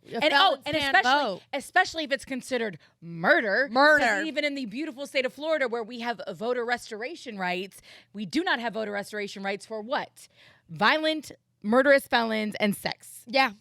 People convicted of sex felonies. So there you have it. Where does Florida stand today on it? Because I have no idea. 15 weeks. And remember, the governor just literally suspended a district attorney that was voted in by the people of his community, because the district attorney said he would not prosecute. He would not necessarily uphold whatever that was. He was going to fight it. And he said, so basically, he got in trouble for saying something and not even doing it. So that's wild. Yeah. Just for shits and giggles. That people are okay. We're all sitting here screaming about, they shouldn't do this, you shouldn't do that, shouldn't do that. If all the people who had these voices screamed one thing, this belongs on a ballot for a vote, period. If everyone from both sides screamed that, and then the people voted on it, then we would be in a democracy. But the things that these people who are getting elected to government on whatever lies they're telling, however they're doing it, whatever means they're using to get into power, and then arbitrarily change things that don't require a vote, that's a problem. Our democracy is chipping away, and they're keeping us fighting about Lenny, it. you know what's scary, though? And it goes back to what Brittany said earlier, which is, you can bitch and moan about it, but if you really want to do something, join a protest, donate. You've said it a million times. majority of the people in this world are sheep. They're followers, right? People really don't like confrontation. People really don't like the scary unknown. And I say that just because we did vote on something. We voted on our president, right? Right. And we saw what happened in the aftermath of that. And unfortunately, a lot of people sat back, right? We had an insurrection. That was the first time that the walls of, the house had been breached since the fucking war of 1813 or some shit? Like the British or the French or whoever it was. My point is, a little further back. No, it was in the 1800s. It was the 1800s. Trust me on this one. My historian friend. Google it. But the point is, what happens the next time we put something on a ballot and this small group of cuckoos doesn't like it? What I'm more fearful of is the fact that at the end of the day, a lot of people don't like confrontation. So how many people are really going to be willing to go toe-to-toe at the Capitol? Not as things get more violent, not as things get more crazy. And they know that. They know that. And that's the scary thing about the kooky, gun-toting, Second Amendment screaming, like anarchists that are cool. They will get their way crazy. because it's so violent and it's so scary for other people. It's the same reason why it's like, we have this absence of healthy conversation and healthy discourse now, because if somebody's not even willing to hear somebody else's point of view, even if they don't agree with it, then there's not going to be any opportunity for progress, change, or growth or whatever. If every time an issue that people might not immediately agree on, somebody's like, I think you're wrong, fuck you, it's this, it's that, people are going to be like, well, fuck me. Yeah, you're right. I'm not even going to explore what another side of this issue could be. Well, everyone's going to cower in extremism. That's what I'm saying. What would you do to defend democracy? Len, I know you've said if somebody came to your door, you're ready for it. But in terms of just in our country alone, listen, what would you do to defend our democracy? The problem is there's someone pouring gas on the fire on both sides, and both sides refuse to see that there's someone pouring gas on both sides. But constantly pointing that out, but eventually gets to a place where you have to make a decision. People are making decisions based on what they're seeing on Fox News or on CNN. But you don't want that controlled. This is the problem. So what do you mean I don't want it controlled? No, this is the dilemma that we're in, because we've talked about when you start eliminating people from social media sites, when you start curbing free speech, when you start saying that's wrong, take it down, when we start doing all this. So how do you control I want people to understand that Fox News is not news and that CNN is not news. It's being scripted and directed by somebody else. It's not the fucking news anymore. But you also said 6th grade education level. You have the answers to all of your, all of your points of contention. And it's scary because it comes back to the fact of what are we going to do to defend our democracy? Because the more I sit on this couch, Len, and the more we have these conversations, you gotta Brittany blew me away because you two are clearly, you feel very similarly about a lot of things, and that's a great thing, and I don't disagree with you, you know what I mean?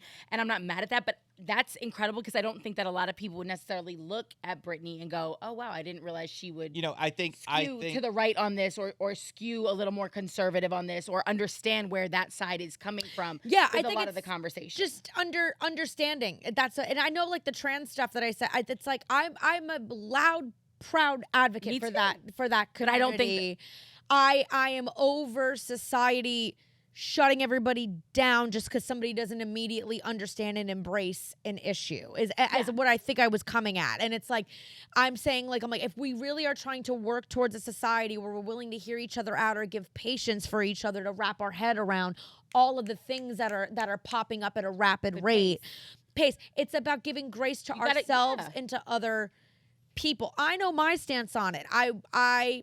I am open about advocacy for the gay and trans community. I'm open about advocacy for women. I also know that not everything is black and white. Mm-hmm. It never is. So it's like, I'm trying to say, if our goal is really isn't that what everybody wants is representation? Everybody wants to feel seen. Everybody wants community. That's really what democracy is on some level as well too. But I'm like, I think the road to getting there is going to be able to see how, and this is somebody who's a starch abortion advocate. And I know that there's going to be some people that are like, I still don't really like this. And I have to, if I really believe in the power of abortion and reproductive rights, have patience with them. Mm-hmm. And the same thing with people that are like, I'm okay with people who transition and I see that for what it is, but I don't know how I feel about pronouns. Okay. Like, that's kind of what But- I'm saying. That's okay. You- Maybe using pronouns makes you uncomfortable. The same way that person existing in their own body made them uncomfortable and they wanted to can't we hold space for both? We Can't we, like... But there's part of it, like, but you're overlooking the fact that what you're asking people to do is to see it from the other person's perspective. You're asking people to meet, like you said, in the middle, and not in a throwing in the towel kind of way. Like when I talk to Len about the pronoun situation, or even to you, it's a situation where it's like the more it gets explained, how difficult is it to understand? Like With you. when you say, I'm just not doing it because I don't want to fucking do it and it's too much and it's being, now you're coming from a place of you're not I'm with meeting you. them where they're at. Like that's not a place of understanding. That's not a place of compassion. Oh, I'm that's not a place of 100% growth with or you. progressiveness. Like, but I also don't believe that Lenny would have somebody in here who was trans, because we had it and you never once mispronoun. You never want, like, I don't think that if you I really didn't call knew- her them, they, or they. And She doesn't identify as them. I there. She understand. I identifies called as her she. her. Yeah, I call it. She, Yeah. You know, I have no issue, that's and my I'm point. compassionate. I am compassionate to people's journey in their life. Everyone has their own. Everyone has their own fucking struggles. Everyone has their own shit, including me, including you, Yeah. including Brittany. Everybody has their own fucking struggles. But then you sit here and you yell about how I'm not doing it, but really you do. And that's the part of it, is because when you have the conversations in mixed company and you're having the conversation with the person on the other side who's anti-trans, who's not anywhere near as open as you are, right? To people just living their life and fulfilling their journey, and then you say, yeah, fuck that pronoun shit, even though you really do respect human beings enough to yes. use their I also Yes, think- but if I'm in public and I'm hanging out with my buddies over there and there's a trans person in the other end of the room and I say to my buddies, and the fucking guy didn't even know she was a tranny, then that's not fucking... I'm sorry that you heard that, but I'm talking to my friends. This is my space. And Brittany just hit on it. People are looking for community. So when you talk about community is typically like-minded people that congregate together. So when you talk about community, I'm not going to walk into Wilton Manors and disrespect people. Okay? That's not what I do. I go there to eat. I like it. I have no problem with anyone's choices. But if I'm in my environment, I'm going to use whatever fucking words I want to use with my friends. But if you're with your friends in Wilton Manor, I think you're still going to be respectful. we would still listen. I have friends that make me feel uncomfortable. The way It's talk. the way somebody could hear me get on stage and do 10 minutes of abortion. If I'm word at like 10 minutes of abortion jokes, and there's a difference between throwing a glass at me and being like, you fucking whore for having an abortion and you're dirty and that's wrong and learn how to use birth control, versus them sitting there silently. And I think it's totally fine. But then in the privacy of their own home, they're like, God, that girl had 2 abortions. What a fucking mess she is. I can't control people are that at going some to think point. away. Like, I can't. And I just think it's like, there's just like such a spectrum of it. We've seen hate more than ever in the last year to 5 years. We've seen hate take a confident, active, proactive stance. We've seen people be killed for being black. We've seen people be killed for being gay. We have seen teens Muslim, be Asian American, forced Jewish. everybody. We have seen people have the shit beaten out of them for no reason on a train because somebody looked at them the wrong. Hate and violence is for wearing masks, for not wearing masks. is alive and well, and people are not afraid to act on it. Yes, we but- see that, and that never okay. No, it's not. Purposely, even verbal hate, never okay. I agree with you. If somebody says my pronouns are he, her, and then they're like, okay, she, her, or he, him, okay, she, her. Okay, that's hurting someone's feelings. Well, That's disrespectful. That's trying to. Well, no, and I can't imagine your parents, if you brought a friend home and said No. XYZ, they would do it. Now, again, are they going to, in their everyday conversation, walk in and go, what are your pronouns? No, No, my mother's and, not gonna and do they that will either. say in privacy to me, I don't really get it, that. or it Of seems course. kind of weird, or I don't know. And I'm like, okay, let's hold space for all of that. And I just think it's like reacting to, knowing how to respond to each reaction. And I bring up a lot of stuff in my comedy and outside that's polarizing and uncomfortable to people, and I deal with people every single day that think that I'm a piece of shit and should die for having abortions, or people that are beyond okay with it and are rooting for me the loudest because I've had them. And I know that if at the end of the day I'm really that passionate about the issue and the root cause, and I want to be public about it, I have to hold space for every form of response to this issue. This is just one issue. The one that I won't ever have tolerance for is hate and violence, is stoning a woman for getting an abortion, for screaming whore or throwing a drink at me. That's violence. That causes physical, mental, emotional harm to somebody because you don't agree with their choices. But if I believe at the core, I have had conversations with my friends that are homophobic and think don't say gay is okay, and had to, like, even this guy You're a couple okay with days that, ago. though? No, I'm not. But I'll have the conversation. Are they still your friends? No. Like I'm finding that, Wait, like, let I'm me in be- that place well- of my life now where I'm just like, No, they're not. it's At all. I've broken up with guys who have, I've told them about my relationship history, and they've been like, oh, you sent your ex-boyfriend to jail, he must hate you. And I've immediately been like, well, that's your stance on domestic violence. and there it is, and ended it. That's it. And it's then just distancing myself from that person. But what I say is, like, I just take that conversation I had a couple days ago where I don't think that guy's homophobic. I know I don't think he's homophobic, but his take on don't say gay threw me. And I was willing to have the conversation because I believe that having that I don't think he's coming from a hateful or violent place. I don't think he's homophobic. I don't think he'd hurt or stop somebody in the gay or trans community from being themselves or being seen. His take was interesting to me. And if I really am passionate about advocating for and speaking to that issue, let me have this conversation with him and hear him out.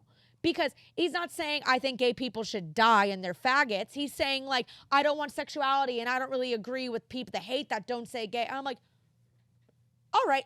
It's like picking your battles. If that means but you're anything. having a conversation with somebody who is literally up in arms, or who is basing their entire perspective on something that was fed to him, on a narrative that was fed to him. But and when aren't it we goes, all let being me, fed? but when it Let goes, me no, use- because then you also have real life. Like Let me if you use- like, but hold on, just give me, because your community is real, and I want to say this because it goes back to what Lenny was saying. We're talking about community, and people are searching for community and like-minded individuals, and you have people who are controlling social media. And again, I've been sitting on this couch with Len way too long, that are creating false community. They're creating a false sense of camaraderie amongst people that they're not real, they're bots. Your community, the people, the real life breathing individuals sitting at your show, that's real dialogue. That's either real community, that's real adversarialism, right? That's real people who are walking out of your show, but that's a real situation. That's real life. That's tangible. What's happening and why we're at the place that we're at is no longer tangible realness. This false sense of hate, this false sense of fear is being drummed up by people, to Lenny's point, that are making it seem so much bigger. Like there's so many other people that feel this way. Yeah. And they're not real life people. Like your boy is all up in arms about a teacher teaching his kid gay because he's seeing it and now his friends are talking about it. But it's like, that was made up. Well, like, this yeah. goes to what Brittany said before, that we've seen in the last 5 years, all of this stuff escalate, right? This stuff has been around for 30, 40 years. We talked about this with Grant the other day, that this is 30 to 40 years in the making. We've seen so much more of it in the past 5 years because we're attached to it, because we can now, based on what we look at on our phone, can be fed the information that fires us up. well, look, that's what happened So- with our house. But I mean, we've looked at the statistics before on school shootings. There's always been school shootings throughout history. Always. And there was a lot of them prior to social media, prior to everybody hearing about it. There's always been. And it's the same thing with hate crimes and racism. And this has all been, it's not bigger now than it was School shootings are bigger now than they were in the 70s and the 80s. Yes, they are. We looked this up. We did, and I'm telling you because I'm the one that looked it up. You're talking about one, You're 2, right. 3. You're right. Now we have 27 a year. Racism and anti-gay and all of that stuff was just as big, if not bigger, in the 80s than it is now. How about we already had an entire movement to address this shit, Len? Like, that's I get the it. really I frustrating get part it. about it. We had a whole But- civil rights movement. And listen, and where everything is, no, I'm just talking about civil rights. I'm talking about the LGBT community has had this fight going on for 40 years. And if you can't, okay. no, I mean, realistically, from when AIDS was an epidemic, and it was in the 80s, right? 80s, early 90s. Yeah. AIDS You don't was think an that gay people were fighting for their rights before that? You don't yes, think that gay people I'm wanted out talking- of the closet before I'm that? talking about the hatred that we're talking about here against I mean, gay people. the and Stonewall riots happened in 69. Yes. You could be arrested and all of 67. that. But the hatred that's happened and this anti-gay thing has been around for a long time. It's not escalated in the last 5 years. It's been an ongoing fight, and it's always been there. The thing that's escalated in the last 5 years is they've brought it to the attention and forefront of people that they can get to scream about it. Yeah, Do you know and what I now mean? that's impacting rights, so it is getting worse because now they're rolling back rights that were very hard won Yeah. over the last 40 and 50 years. And again, to go bring it all back full circle to Roe v. Wade, when we're talking about, and you started it off when you were like, the implications of this go so far beyond Yes. abortion and body autonomy and women's rights. It's unbelievable because of the precedent that they use, which is that historic and traditional. Like historically and traditionally in this country, if you want to go back to your point, the Civil Rights Movement and the Civil Rights Act didn't pass until the 60s. Women didn't have the right to vote until 1920. So this country we signed independence 1776, right? Yep. Okay, so for the first 200 years, the only people that had any sort of say in anything were what? 140, but yeah. White men. Yeah. Yeah. Yeah, but White wealthy landowning men. If But you really that- Now other people are getting a say in things, and now other it's- issues are taking prominence. Yeah. and the people who are putting their voices out there are extremists, and they're using tools. This is a tool. You know, people talk to me about social media, and I hate social media. It's a tool to me. Mhm. That's what it is. It's like a saw. Yeah. You know, and you can take that saw and cut whatever you want. And there's people doing it, and they're getting the voices of these people, and the middle is just sitting there going, I don't give two shits as long as my gas is cheap and I can get food, I'm good. And I also don't think they think that they can do anything about that's Yeah. the other, there's this Well. passive, fucking annoying like disregard. Try. And 9 times out of 10, people don't really possess empathy for issues that don't affect them. Correct. It's just what it is. Like, I think of the girl who's like, I don't really care about abortion rights. Mhm. Or I think about the person that's unaffected about don't say gay and is like, yeah, great, let's not have kids talk about, or somebody who is watching the trans community go under attack and they're just like, oh, I don't, like, it's not, Or that's social a justice or reality. education or Education, climate, climate change is something that is affecting all of us. Global warming, the treatment of our planet, environmental issues, and there's still a lot of people, and that's something we're all bonded on because we all live on this fucking planet. You do? I think so. And there's still people. That's just the reality, is that most people at the bare minimum are apathetic until it affects them. And that's not. I'm not saying that's right. I'm And that's not the most saying that's profound right. thing that's been said in the last hour and 45 minutes. But it's true. It's just true. And then you have different people that are like, But by the time it affects them, but by the It's too time late. one of your rights has been taken away from you, it's, to your point, it is too late. By the time the tanks are rolling down the street and we're living in a real life Hand Maids Tale, Right. it's too late, guys. It's too late. Right. And like, for myself, it's like, don't say gay upsets me. Gay marriage being challenged upsets me because I also personally, while I'm not gay, I have a lot of my close friends and people that I value and are very close to me. How about when they go for interracial marriage? Anything. Which could easily come up. And probably I would feel like a come- hypocrite to not speak up about stuff like that because a lot of people in my life that I love and respect very dearly, that I was one of the first people they came out to, those are those rights being challenged. The same way that a lot of them are, just as upset that my right to abortion is being challenged and stuff. But not everybody thinks that way. I'm not saying it's right. I'm just saying that a lot of, especially like middle America and certain areas in this country are like, oh, gay, trans women, I don't know about that. I ain't never had no abortion, and none of my kids are gay, and blah, blah, blah. That's how they think. It's not right. It's just ignorant. And ignorance is still, I think we all can agree, like the ultimate battle is just not understanding a life that doesn't look like your own. They do say ignorance is bliss, because if you don't know, it's an easy road to take. It's not everybody can. I also don't think not everybody has the composition to fight for these things or speak out about these things. It's the ecosystem I was talking about. I get very upset with my friends when I get upset about like smaller injustices in the comedy community and things. I get really riled up. I'm like, that person stole from people, stole from a venue. This person is a piece of shit. This person's disrespectful. This person did this fucked up. And I'm always the person in my friend group that's like, hello, stop fucking booking them. Call them out. Stop this shit. And everybody else is like, oh, no, I don't want to get involved. The general population is, I don't want to get involved. Doesn't want to get doesn't want to get involved. And they I guess don't like confrontation. Like they're afraid of the cancel culture. They're afraid of not being liked. I'd love to live in a world where everybody said, I don't agree. I'd love to, even on a small scale, you're in a friend setting at a party and everyone's drinking and someone that you really like gets brought up in conversation and someone says something not that great. I know me. I'm usually like, I love that person. Mm-hmm.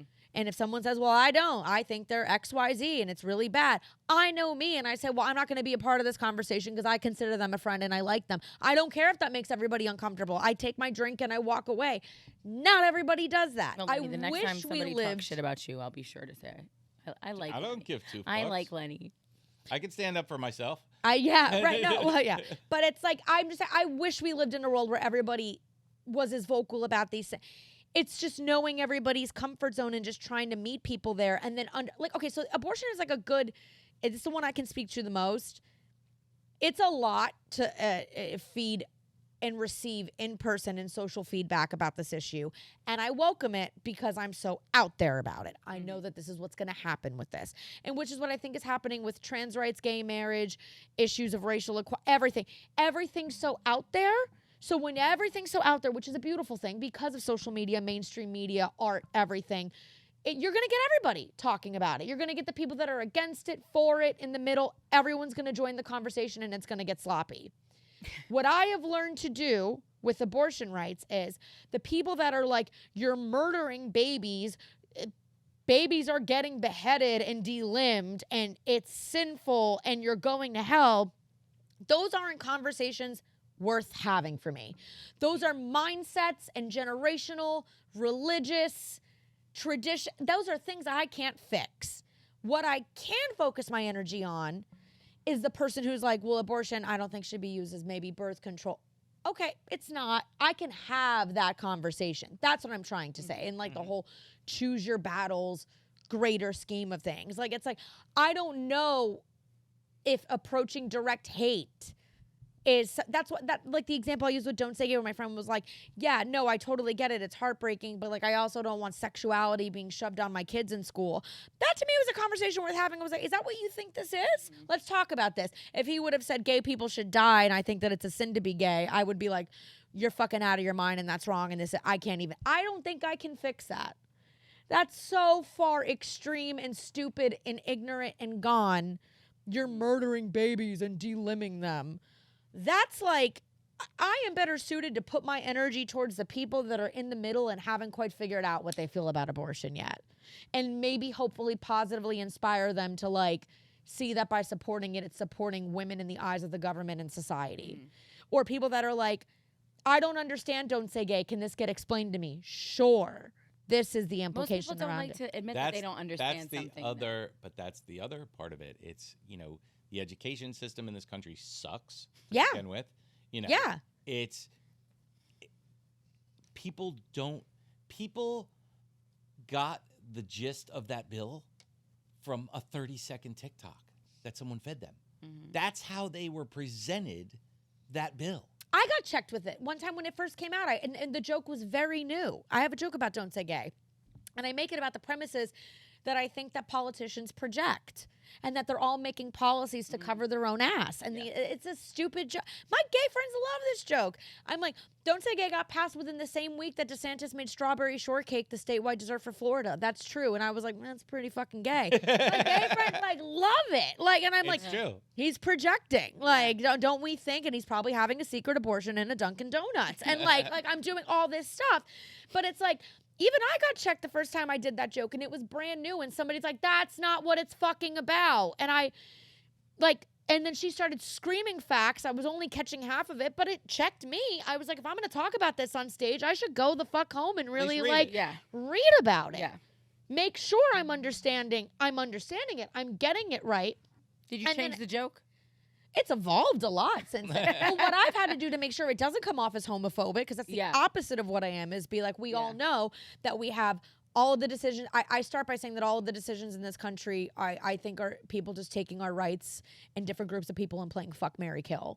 It's like, okay, women, gay, trans community, people of color, fuck, marry, kill, go. Yeah. Like, that's like what every law is getting. And it's like, then kind of being like, we know they project. Like, all I'm saying is that's pretty fucking gay. Mm-hmm. And that joke is one of my best jokes because it gets the people who probably are low-key homophobic to go, that's gay. And love calling shit gay. That's not gay. But then it also gets the people that understand and aren't homophobic to be like, yeah, they are projecting. That's funny. Like, that's it. So it's got to hit, it's about hitting both sides at that point, you know? And it's just early on in social media, there was a whole thing going around that, you know, you might be gay if, and then they would spit something out. Right, You can't change a tire, yeah. or if you can't do this. And that was a whole big, that went for years. And it's funny, I don't know if we told you, but we watched The Man Show, right? Yeah. If you watch the first episode of The Man Show. Oh, Adam Carolla and all that. Yeah. If you watch that first episode, which was over 20 years ago, they call out everything that's going on today in the first episode. Sure. 20 years ago. Sure. But I also said It's right now nuts. I'd rather hang out with Archie Bunker than with half the people on my freaking I watched the whole compilation. Oh, All in same. the Family, like, because at least he owned his shit. Like, Yeah. he dropped every expletive Yeah, and every racially charged word, and he called Meathead. I watched it for having a man bag, and and George was his best friend, George Jefferson, who lived across the street. And that's But he would and call the cops on him. ownership and accountability is what it Yes. is. Because I have heard of hate against women from the gay community. I've heard trans come for women come for men come for other men. I've heard all of it, and it's about accountability. Well, yeah, if you just own the fact, it's like if you own the fact that you're uncomfortable with homosexuality, at least own it, like, to some Sure. degree. If you think that women are overstepping their boundaries trying to run companies and be president and shit like that, if you own it to me, at least I know where you're coming from. We I know can't where even to have meet the you. conversation I know where to whatever. until you say that. But this even goes back to like humanity and how we're wired physically, neurologically. Like, what's comfortable is best. We don't want to go towards what's comfortable. And it's like, that's something I challenge myself to do on a day-to-day basis, is like, am I just choosing what's comfortable? Why is that comfortable to me? What is the uncomfortable choice? Why did I not default to making that? But the reality is, I'm not saying I'm not, but I don't think the majority of people think that way. They're just, But we've seen what happens when you fall down that slippery slope. Oh, Nazi yeah. Germany. You know what I'm Well, saying? you When end you up- start to allow the hate and the bigotry and the misinformation. split. they don't spiral. see it as Yeah. hate You know and what I'm saying? bigotry. They see, But and that's the problem. I And that's know, where I we're know. headed. And that's what I'm saying. So while we sit here and we don't address the conversations and you let them slide and you let them slide and you let them slide and you let them slide. Like, hello, the KKK spent decades hiding behind hoods. And then, when the Civil Rights Act passed, you could no longer lynch black people legally. They took they didn't go away. We know that they were still here, but they were hidden. And then all of a sudden, They're still here. no. That is my point, Len. Yeah. But now they're not hiding at all. They're marching on Charlottesville in they feel khakis comfortable to. and topsiders with their torches out, talking about we won't be. So what the fuck happened in 20, 30 years that all of a sudden it went from being something you should be embarrassed and ashamed of that you had to hide out with your friends to being something to be said loud and proud while watching down a street on a college campus? Like, that's wild to me how quickly we got there. And it hasn't even been 15, 20 years. And those people were never ashamed. They just weren't in the public eye. That's my They were point. never- They were not empowered. No, Len, if you're not marching in the street, you clearly were not empowered. Like, something changed. They no longer felt that they needed to hide it. They no longer felt that they needed to have their own little conventions and places where only their friends and people who thought like them were at. That is my point. And it happened quickly, and it feels very similar to some things that happened in the 40s. Late 30s, well, 30s, Yeah. 30s They and felt 40s. Because seen. this It's why is- people felt storm the Capitol, because they felt that was the right thing to do. This is totally okay. Yeah. This We're isn't spiraling insane. quickly. Well, I'm saying with that they don't realize it's hate and bigotry, and I think that's where conversation and healthy discourse and approaching these issues with grace and patience when it's right comes into play. Because I do think there's the middle. We're going to go back to the middle. I'm not talking the extreme that are killing people and violence and hate. I'm not talking that. I'm talking the middle where you're like, you take abortion. You think you should have the right to make a choice about your own body? Yeah. Okay, so then why do you think abortion is bad? Most people can't connect those dots. Most people can't. Do you think somebody should be killed based on how they look? No, of course not. Okay. Well then, why do you think racial slurs are like? You have to connect a lot of these people don't realize. What I'm scared of, though, like, and they don't realize it now, but again, it can quickly go from not understanding it, and you push a narrative long enough, and enough people Yeah, start I'm to with feel you. empowered and get accepted by a group where all of a sudden you think in Germany people didn't always hate the Jews. Yeah, but this goes both ways. But- what about gun rights? What about gun What rights? about gun rights? Guns scare me, and I don't like Listen, guns. But they're that's my stance pushing- on it. they're I don't like pushing- guns. They're pushing an agenda on the left that is anti-gun. Listen, And they're doing it. Listen, Kimmy, we have a lot of these left conversations and not a lot of right ones. And but this Len, is we're not happening on making both any. sides. But we're not making any leeway. We're not making any headway if with you're the gonna- gun control If you're argument. gonna be in the, what do you mean we're not making any leeway with gun control? We're not They're making trying to any pass a headway. bill. They're trying. You think it's going to happen? You know how It's long they've been pretty- trying to pass gun It's control? pretty damn close to passing a bill that AR-15s will be illegal, which is okay. It's because see you don't know that because you're not getting fed that end of it. Lenny, no, I do know that. I know that we've been trying. Where's it going to pass? Where's it going to In the pass? Senate. It's listen, there's a big whole controversy on the constitutional rights of guns and what they're being called out as. So we can have, if there's going to be a middle ground, Do you need an AR-15? I have 6. Okay? I don't care.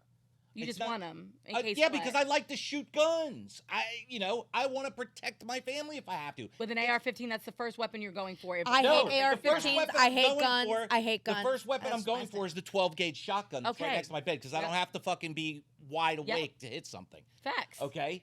But the point is, That I get. the You're point just looking for is an that AR-15. there's a Beyond lot me. of, if you're going to be in the middle, you need to take the time to understand Both sides. both sides. I And will what's going agree on, with that. what the people over here are getting fucking fired up about is the same things that the people are here are getting fired You're up giving about. me one thing. It's guns, and we've been fighting for that. Like, that's been at the top of the It's- no, We're the because country they're- that manufactures the most guns. We have the most gun violence. We have the most criminals in jail for This for is not for, the middle. This is not the middle. for- I'm not arguing. If you I'm get, just it trying takes to 3 talk. days. If you go to get a marriage license, they make you wait 3 days to make You have to wait. sure. You have to wait Here's 3 the days to deal. get a gun in Florida. I like. Oh, I'm, do I'm, you? I'm Yes. here, I'm I here stand for a gun. corrected. I'm Okay. like I'm not anti-gun, and you know that. Len. It's not just about But guns. you're though. literally bringing up the one argument on the left. Like No. I'm over here talking about people marching and fascism. I'm trying to and make a point, and you won't let me finish. Okay, the right is getting fed other things, just like you're seeing all this violence against the LGBT community, against black people. You're seeing all this violence. The right is seeing all of this taking their guns away, all of this stuff going into the schools. we're not. Kids walking into the women's bathroom of high school because they're identifying as a girl and they're wearing a skirt and they're going in to the high school locker room of the females and harassing But them. Lenny- You're not seeing Len, that. But this side is seeing that. Oh my God. But the difference is there's legislation being passed that are stripping people of their rights. Again, trans rights, women's rights. The gun right to legislation. own guns. The gun legislation. It hasn't passed. You still have all of your rights. But it's what has on been the taken? fucking chopping block. It's right there. It's been on the chopping month block ago, for Roe versus decades, Wade my hadn't man. passed. It's been on the chopping block for decades. So has Roe and it versus never Wade happens. since The the day it NRA passed. is the most powerful lobby, or one of the most powerful lobbies next to meat and dairy, in the country. So when they actually take away AR-15s, they're not limiting the amount of guns that you can have. I'll be interested to see if it happens. I don't think it's going to happen. They've already eliminated a lot of stuff. I don't think it's in the guns, and they've also like they've what? also- Tell me what they've eliminated. What have they eliminated? They also went as far as purchasing all the ammunition that's being made in the country. The IRS bought probably, God, 10 million rounds. And it supported American businesses because we make the ammo and we make the guns. The point is, they're suppressing it in other ways. This is not. If you're gonna get in the middle, you have to understand what the right is seeing and what the left is I seeing. get all of that, but you have like you from this other perspective have one fight. You're talking about guns. I was over here just simply talking about the fact that it's spiraling, like our society. Roe versus Wade. Roe versus Wade has been on the chopping block since the day it passed in the 70s. It's been on the chopping block since the day it passed. There has not been there's been controversy about Roe versus Wade since the day it passed, and people have been trying to overturn it for 45 fucking years. It's not But you know new. why, and it But really it's has not- very little to do with what you think it has to do. But it's not. Because they're racist. It's the not- same people that I'm talking about that are marching on Charlottesville with their torches out now and their khakis. Yeah. That's the same group of people But Kimmy, that all it's have not- They don't. they have and the if they're same not, end goal. You're if they're acting not like this is actually new. marching, they don't realize how many steps close they are to being the people that are. Does that make any sense? Do you know what I'm saying? Like it's like the same people that are trying to overturn like Roe versus Wade, you're saying are the same people that are marching in fucking hoods and shit. Like I'm like, even if they aren't literally marching in hoods, the issue is that they don't realize how close they are to being the people that are. Yeah, but I think it's more. In mentality. I think Roe versus Wade's opposition is more religious based.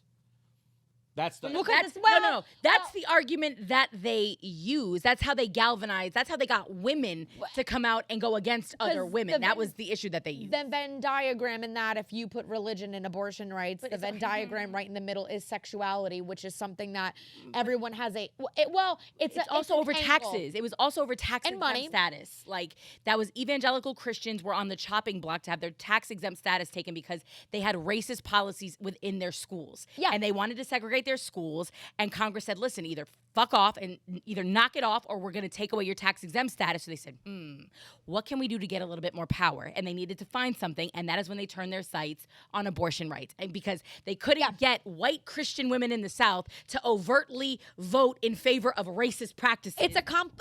There's a lot of things at play. Money is 100% at play with abortion. Access, and for the control, powerful, power, 100%. It's women in the workforce. It's controlling our ability Religion to get is higher education. Based in fear, and so much of sexuality is tied to religion, holding out for marriage, purity in the eyes of God, all of that kind of stuff.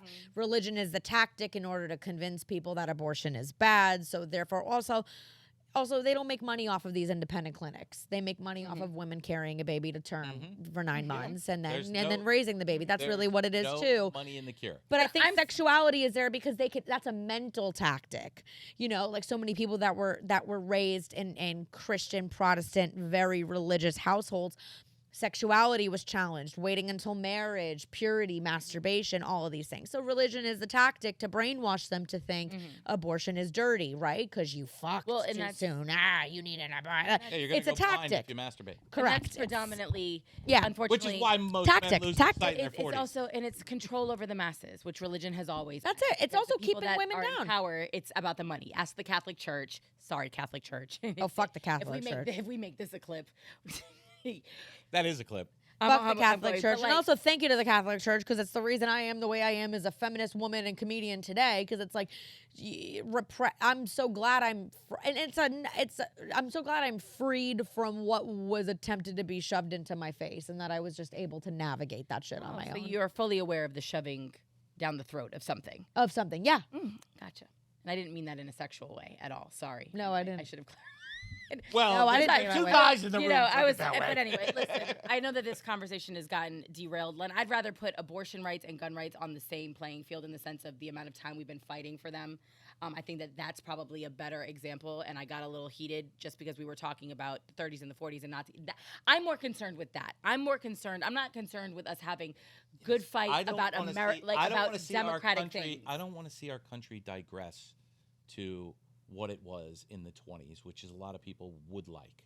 That's not what I want for our country. Yeah. Very scary, and it can happen very quickly. You have to be educated and thoughtful about how you change our future. But Lenny, I have to go back though, because you're talking about gun control, and literally the Supreme Court just passed some of the most lenient, like with constitutional carry. So it's like while you've got the Senate fighting over AR-15s, the Supreme Court literally just said anything less than constitutional carry, because it was New York was on the chopping block, is pretty much a violation of your Second Amendment rights. So once again, while they're coming for one angle of it, gun rights are actually being expanded. You're talking about two different extremes of government.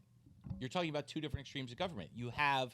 have the Democratic Party coming after guns based on people getting killed by guns, and then you have the Supreme Court, which we clearly know is far right, saying, "Hey, constitutional carry is constitutional carry."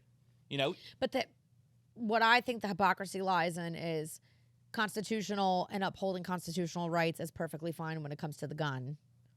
Constitutional rights when it comes to bodily autonomy or marriage, that's the issue. Yeah. So if we're going to make the Constitution the end all be all, then keep your guns. But that's the point. Let me marry who I want. The point. Let me. The lowest hanging fruit was Roe versus Wade, and if they can get away with Roe versus Wade, and they can set precedent on changing the constitutional rights of women, amending the constitutional rights of women. Yeah, but now you're going to have to wait till they either expand the Supreme Court. I will agree with that, and that I think that it was Roe versus Wade was low-hanging fruit. Women, people of color, people in lower middle class, that's what it all affected. It was the easiest thing, the most controversial sexual thing. It was the easiest thing for them to go to. People to rally around. I think in the most evil sense, they thought if we can overturn this and we can actually successfully amend a constitutional right, they were like, now we can do whatever the fuck you put any issue on the table.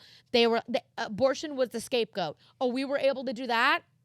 Fuck that fucking Constitution. We can do whatever we want. Yeah. So terrifying. Here's my terrifying. Point. Here's my point. The reason that gun control and the right to bear arms is so difficult to overturn is because there's so many people on both sides that bear arms. I would bet 80% of the people in this country have a gun. It's also part of the original Constitution. 80% it's never been rewritten. of It's like the it's the number two. It's the second thing they wrote. 80% of the people in this country have a gun. So if you want to get Roe versus Wade put back the way it was, you have to make people understand why it was done. It was not overturned because people have a problem with abortion.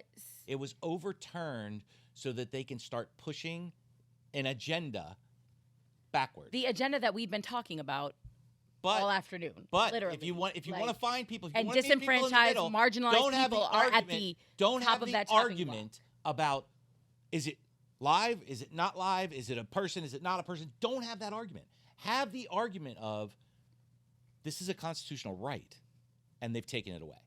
Period. Forget about arguing with To go back on that, I've always said that about abortion, that I really think that, at this first, the immediate issue in front of us is reversing the reversal and trying to maintain reproductive rights in this country.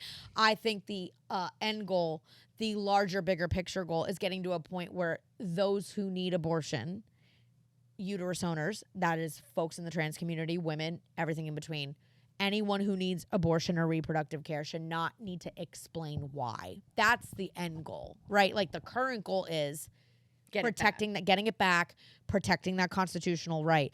I think the end goal on a societal, conversational, intellectual level is I shouldn't need to tell you why I need one. Can I tell you? I want one. That's it. Yeah. I have a question. I should have access to it. I have a question. do you have a limit? Do you have a limit on where you would terminate a pregnancy? I mean, just I mean, I think. No, but I mean, the health of. I think the health of the mother is one thing. the health. Yeah, beyond the health of the mother. Yes, beyond the health I of the mother. Do I you have a do. limit? For sure. I'm not. I'm just curious because As that's someone that's got to be part of that argument. As someone who's had 2 abortions, 100%, barring any issues to my health or the baby's health or both, if I knew there was a heartbeat and a baby inside of me, I would, because I know how hard and traumatizing and heartbreaking it was both times to even know that I was terminating a pregnancy, period. Mm-hmm. Even knowing it's a sack of cells, it's not a life. It's not. That was my only with the guilt, the shame. I wasn't skipping around after an abortion. So yeah, I would have an issue, barring my life on the line, the baby's life on the line, knowing that it's got a heart, and it's 100%. That would it has be a heart very early. Yeah, I was gonna say you have to be very careful difficult. with that. Yeah. Well, but it's Hard is that, like, mine were all within 6 to 8 weeks when it's But you're lucky. gestational, Can I and I'm lucky that that's what Well, the situation. It's was. also, but again, that goes back to education.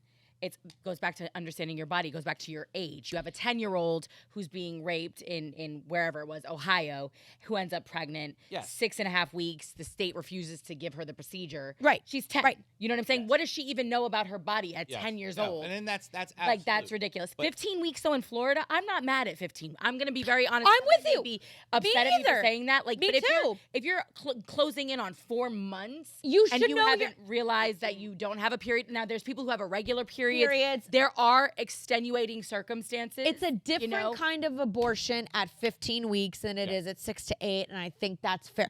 I am with you on that too. I'm like 15 But like weeks then when they're pushing 20, into a second 20 and trimester. 24, that like needs to be part of your argument. That needs Well, to be. yeah. That needs to be. But it needs to be part of, because when you come off as just saying abortion is okay, but but yeah. when you don't reiterate, people automatically get in their head that you don't care. You'll have an abortion at 9 Well, and months. that's the narrative that they spin. Yes, that's but- what they but say. They're out that's why here. I'm telling They're you. out here killing babies that are 9 months. Right, That are nobody's literally about saying- to be born and chopping off their heads. You're like, Nobody's saying 3rd trimester, you're all of a sudden like, fuck this, I don't want to be Yeah. pregnant Yeah. anymore. That obviously comes with the Obviously Listen, and is a also big on one word. hand, I'm like, but your fucking body. On the other hand, I'm like, well, you're in a 3rd trimester, and you're at that point, let them take it out and like let them and- take and the, adoption. and Have give it the away baby, for have it adoption. adopted, yeah. Like, that's a you're not hiding completely it anymore. I mean, Yes. for God's sakes, we all know. different. I don't, and that sounds. It's just that's comparing apples and fucking But all I'm- celery. all That's I'm like saying to you- it's. All I'm but I saying understand to what you're you saying. is this whole conversation we had, that never came up. And if that never comes up, then people don't understand that there's a middle. Because from the conversation we had, you're all about this, but you're not. You know what I mean? Does that make sense? I hear you. I hear that. I received that. I perceive that. No, I Abortion do. I get that. Like, it's like I didn't think about that. That somebody may be like, oh, so you think it's okay? You're so pro-abortion. You think it's okay to have an abortion in the 3rd trimester? And I would Yes. be like, whoa, Brittany, whoa. you That's realize, automatically what though, people think. like to the people who don't think like we think. Yeah. And that's the That's narrative. what they think. That's the literature they see. That's Beheading the baby. Yes. I literally have gotten limbs get ripped off of the baby, and I was like, where did you learn that? Like, I was well, none like, of that. They would have you believing that that is what every abortion is. That Yes. majority of So- abortions Right. are late term, full blown. Yes. I'm out here Yes. cradling my belly one day, and the next day I'm literally 100%. putting And my murder my child or in the not or trash. whatever, of course, if for me, from someone who's had them, if it were that far along in my pregnancy and they were like, there's a baby inside of a life, a brain, Yeah. a heart, lungs. When you look at that, Yeah. sonogram Hey, no. and you If see it can that, survive outside Side of of the you? mother, that's 30 weeks, 28 weeks. that's pretty. I mean, at that point, it's one of those situations Some where can it's survive early. That's an entire life that is living on its own that should be able to make choices for itself the same Yeah. way you can make choices for I mean, yourself. but outside That's of that, wild to it's- say, but it's true. I hate to say, on the flip side of that, babies are viruses in the But- sense that they need a host. They need something for the most part to feed, to live off of. They live off of their mother. Yeah. So they live off of the person whose uterus. Yes, but they're that's got to be part of your argument. that's got to be part of your speech. Also has to be Gotta part of the argument about medical issues coming Yes, up because it's- people don't understand Well, that and they don't it care. could be It second can't just be, trimester. I'm pro-abortion or I'm pro-choice Well, or I'm, and you know, it has to be. But Len, you'll I never am get to the middle. pro healthy, safe. What is the medical term for well, and then pre-gestation? Yeah. Whatever Whatever it is. it is. Whatever at some abortion. level. you also run into the issues, and people will say that that's a slippery slope when you start putting parameters on things. And I understand that because that was always what the argument was. If you start limiting, if you start putting weeks on it, if you start giving timelines, well, then that opens up the door, for the argument about when is it a bit like. So that was always the reason why people just said it should be legal across the board.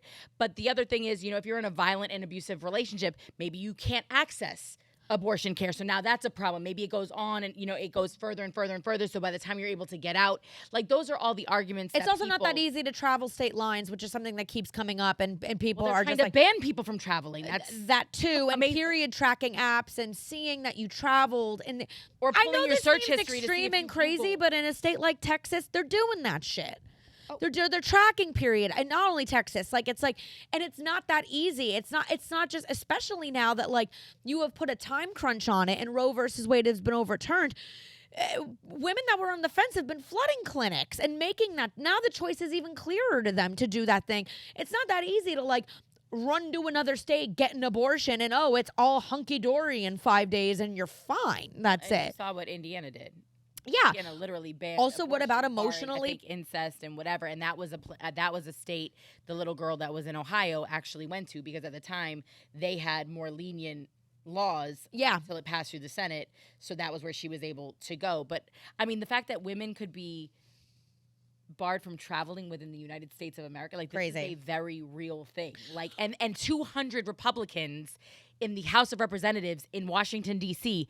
voted against putting a ban on banning travel for abortion rights. I know that sounded like a lot of double talk, but basically 200 Republicans voted down party lines to basically say that states should have the right to ban their citizens from traveling to another state within the union to receive medical care. Yeah. That's wild. And again, it goes back to how many people know that. These are the people that you elected in your state. So you might be in Massachusetts and thinking, oh, we're good to go. But you've got one of your Republican representatives from some random district is sitting there in Washington. Yeah. Saying, no, you can't, if God forbid one day in Massachusetts or somebody wants to come from Texas to Massachusetts, they can't do that. And then they can be charged for a crime committed in Massachusetts in Texas. Well, this it's shit not is a getting crime out in of control. Massachusetts. But they can be- but plotting and planning to do Yes. it in Texas now Yes. makes it a crime. Yes. This is where we're at in 2022. And a little tough. that's what I'm saying. That's, again, not, and I'm not as staunchly, I'm not opposed to guns actually at all. I don't know why regular old Americans need AR-15s. That would still be on me. That's me too. But having all the Glocks in the world, Berettas, hey, whatever, you like to go to the range, you want to know your accuracy. If you need an AR-15 to shoot a robber, you have a problem with your aim. I'm with you. I'm just whatever. AR-15s for me feel extreme. That's a conversation for another episode. Yes, but for that's sure. but it feels extreme. I'm to not me. coming for that. We brought Brittany in for the abortion conversation, but the bigger conversation and what really does scare me is how quickly we have got. I know that these are always issues, Len, and you and I agree on that fundamentally. These are problems and things that have always existed in this country. I think we put a Band-Aid on it for a while and people went underground with it, but the ferocity and the Exposure. fastidiousness with which people are now, standing on their soapboxes and are gathered, it's just wild to me. And you've got folks sitting back scratching their heads, and it goes back to us not teaching history properly. How did this happen? At least we can sit on these couches and go, no, racism has always been a problem in this country. Right. Women have never been seen as equal.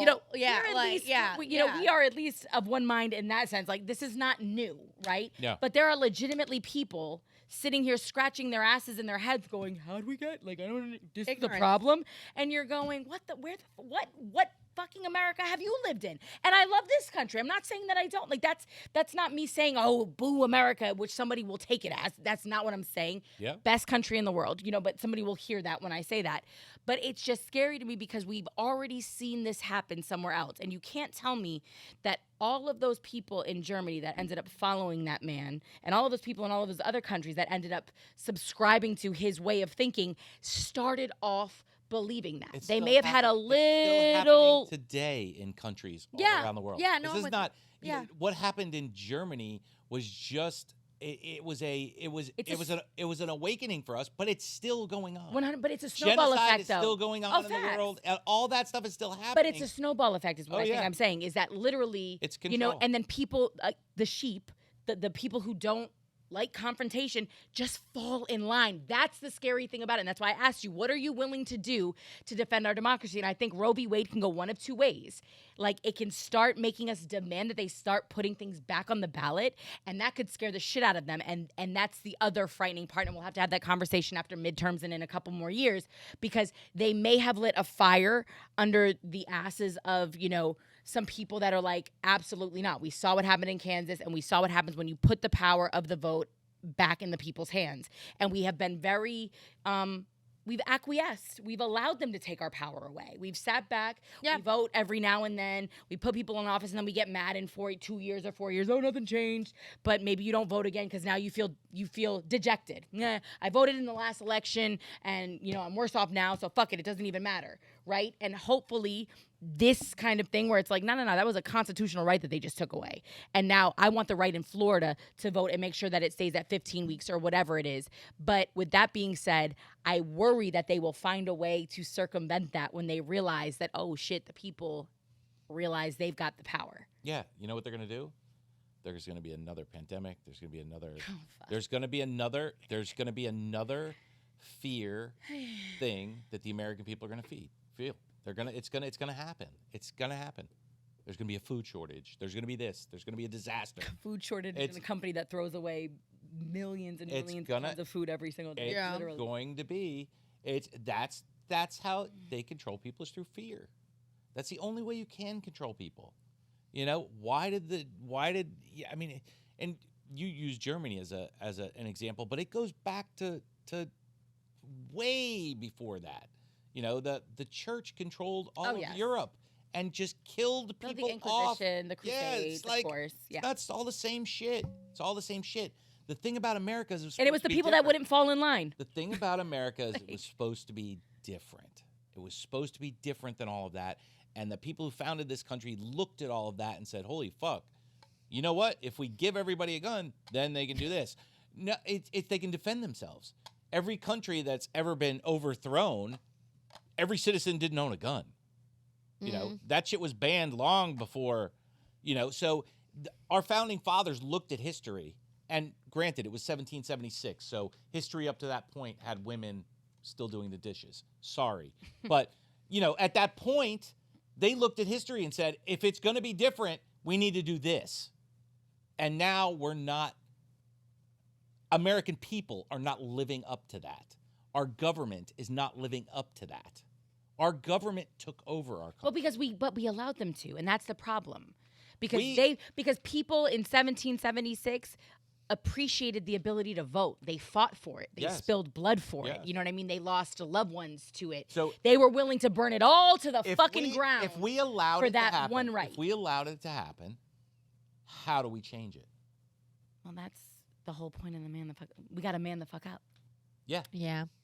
Yeah. So to Brittany's point, we got to protest. We got to get out there. Show up for the shit that matters to us. We got to demand the change. We got to vote. We got to. You don't have to show up for all of it. It's impossible to show up for every issue. But the least we can do is show up for the shit that is passionate, that we're passionate about. And if we all did that, we'd be in a better place. How do you unite the country, though? Like, that's the only way you can do it. War? Like, that's the only time. Like, America is most. Everybody's gonna have to continue to lose. But don't you see? The only thing that's going on in this. You're gonna have to continue to lose. Yeah, the only thing that's going on in this country is things that are tearing us apart. The last time we got here, we had a civil war. Like, let's just be clear. The last time we got to this place, where we fundamentally just didn't agree on some really big shit, we had a civil war. Which we're on track for now. I think so. I mean, just on a lot of different issues. It's there. And I mean, Yeah. when you talk about them storming the Capitol, yeah, because they were fed all kinds of crazy rhetoric. They were fed by completely. the president. Forget about Jesus. that. By this. And by the president. And by the man Yes, sitting at 1600 yes, Pennsylvania yes. Avenue. That's Yes. wild. Yes. That's wild. It's- We have never, it's ever very- had a leader It's very compromise true. our But democracy like that. You see but our democracy, that's I get it. I know that's where you're that's going. we're talking in that's a circles. relative term. I get it. It's We're circles. Talking in circles. We're talking All in right, circles. we better wrap this up. Yes, 'cause- we better. I have to pee. Me too. Me too. That That shot That of tequila hit. Yeah. Yeah, that shot of tequila has been She's like sitting. fidgeting. Yeah. I'm like, oh oh no, I'm on track for another UTI. Oh no. Not again. Well, yeah. listen, I'm sure people will have questions and comments galore. Hit me with they it. watch this, and so obviously you're welcome back anytime. Yay. Something pisses you off on social media, come on in. You want to just come and I crack love jokes. the haters. I don't know. Maybe we should have Brittany just come sit in sometimes with other guests, so she can be like the comedic relief. Yeah. Yeah. Yeah. Yeah. that Just works. crack jokes about everything that's getting talked Anyway, about. give out your social media, my love. Hi, Brittany Brave on Instagram. It's spelled Brittany. There's a million different ways to spell Brittany. This is the correct one. Brave. It's a real American last name. Brittany Brave. Patriotic. She sings And very patriotic songs. I'm just kidding. I would. I'd be more famous. And Britt Brave on Twitter. Brittany Brave comedy everywhere else. Yeah. Couldn't it just get one name? I wish I You need to could, work on but that. it couldn't. Make a little more money, and then you can buy it back if. someone does I it. wish I could fit Brittany Brave as one character off on Twitter. You should just go by Be Brave. That's somehow even more American.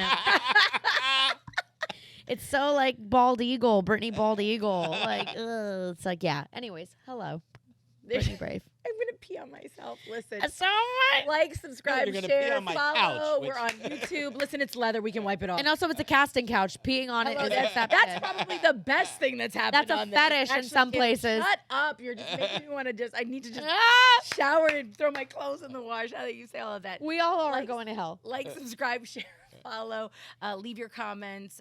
We love to highlight them and then bring guests back and address the things that you were concerned about or felt passionately about. If you didn't check out episode 30 with Grant Cardone, you are missing out. Do that like ASAP. Also, we've had our girl Misty Eyes on. We had Kendra Geronimo, sex trafficking survivor, back on to address questions and comments. So season 2 definitely off to a great start. And Woo. now we've added Miss Brittany Brave for her second appearance. So good stuff. We'll see you next time, Len. Any parting words, or are you good? I'm good. Don't get me started again. He's like, I'm out of words. I'm a man. Done. I've run out of words. Done. That's All it. we can say is it's time to ManTFup, people.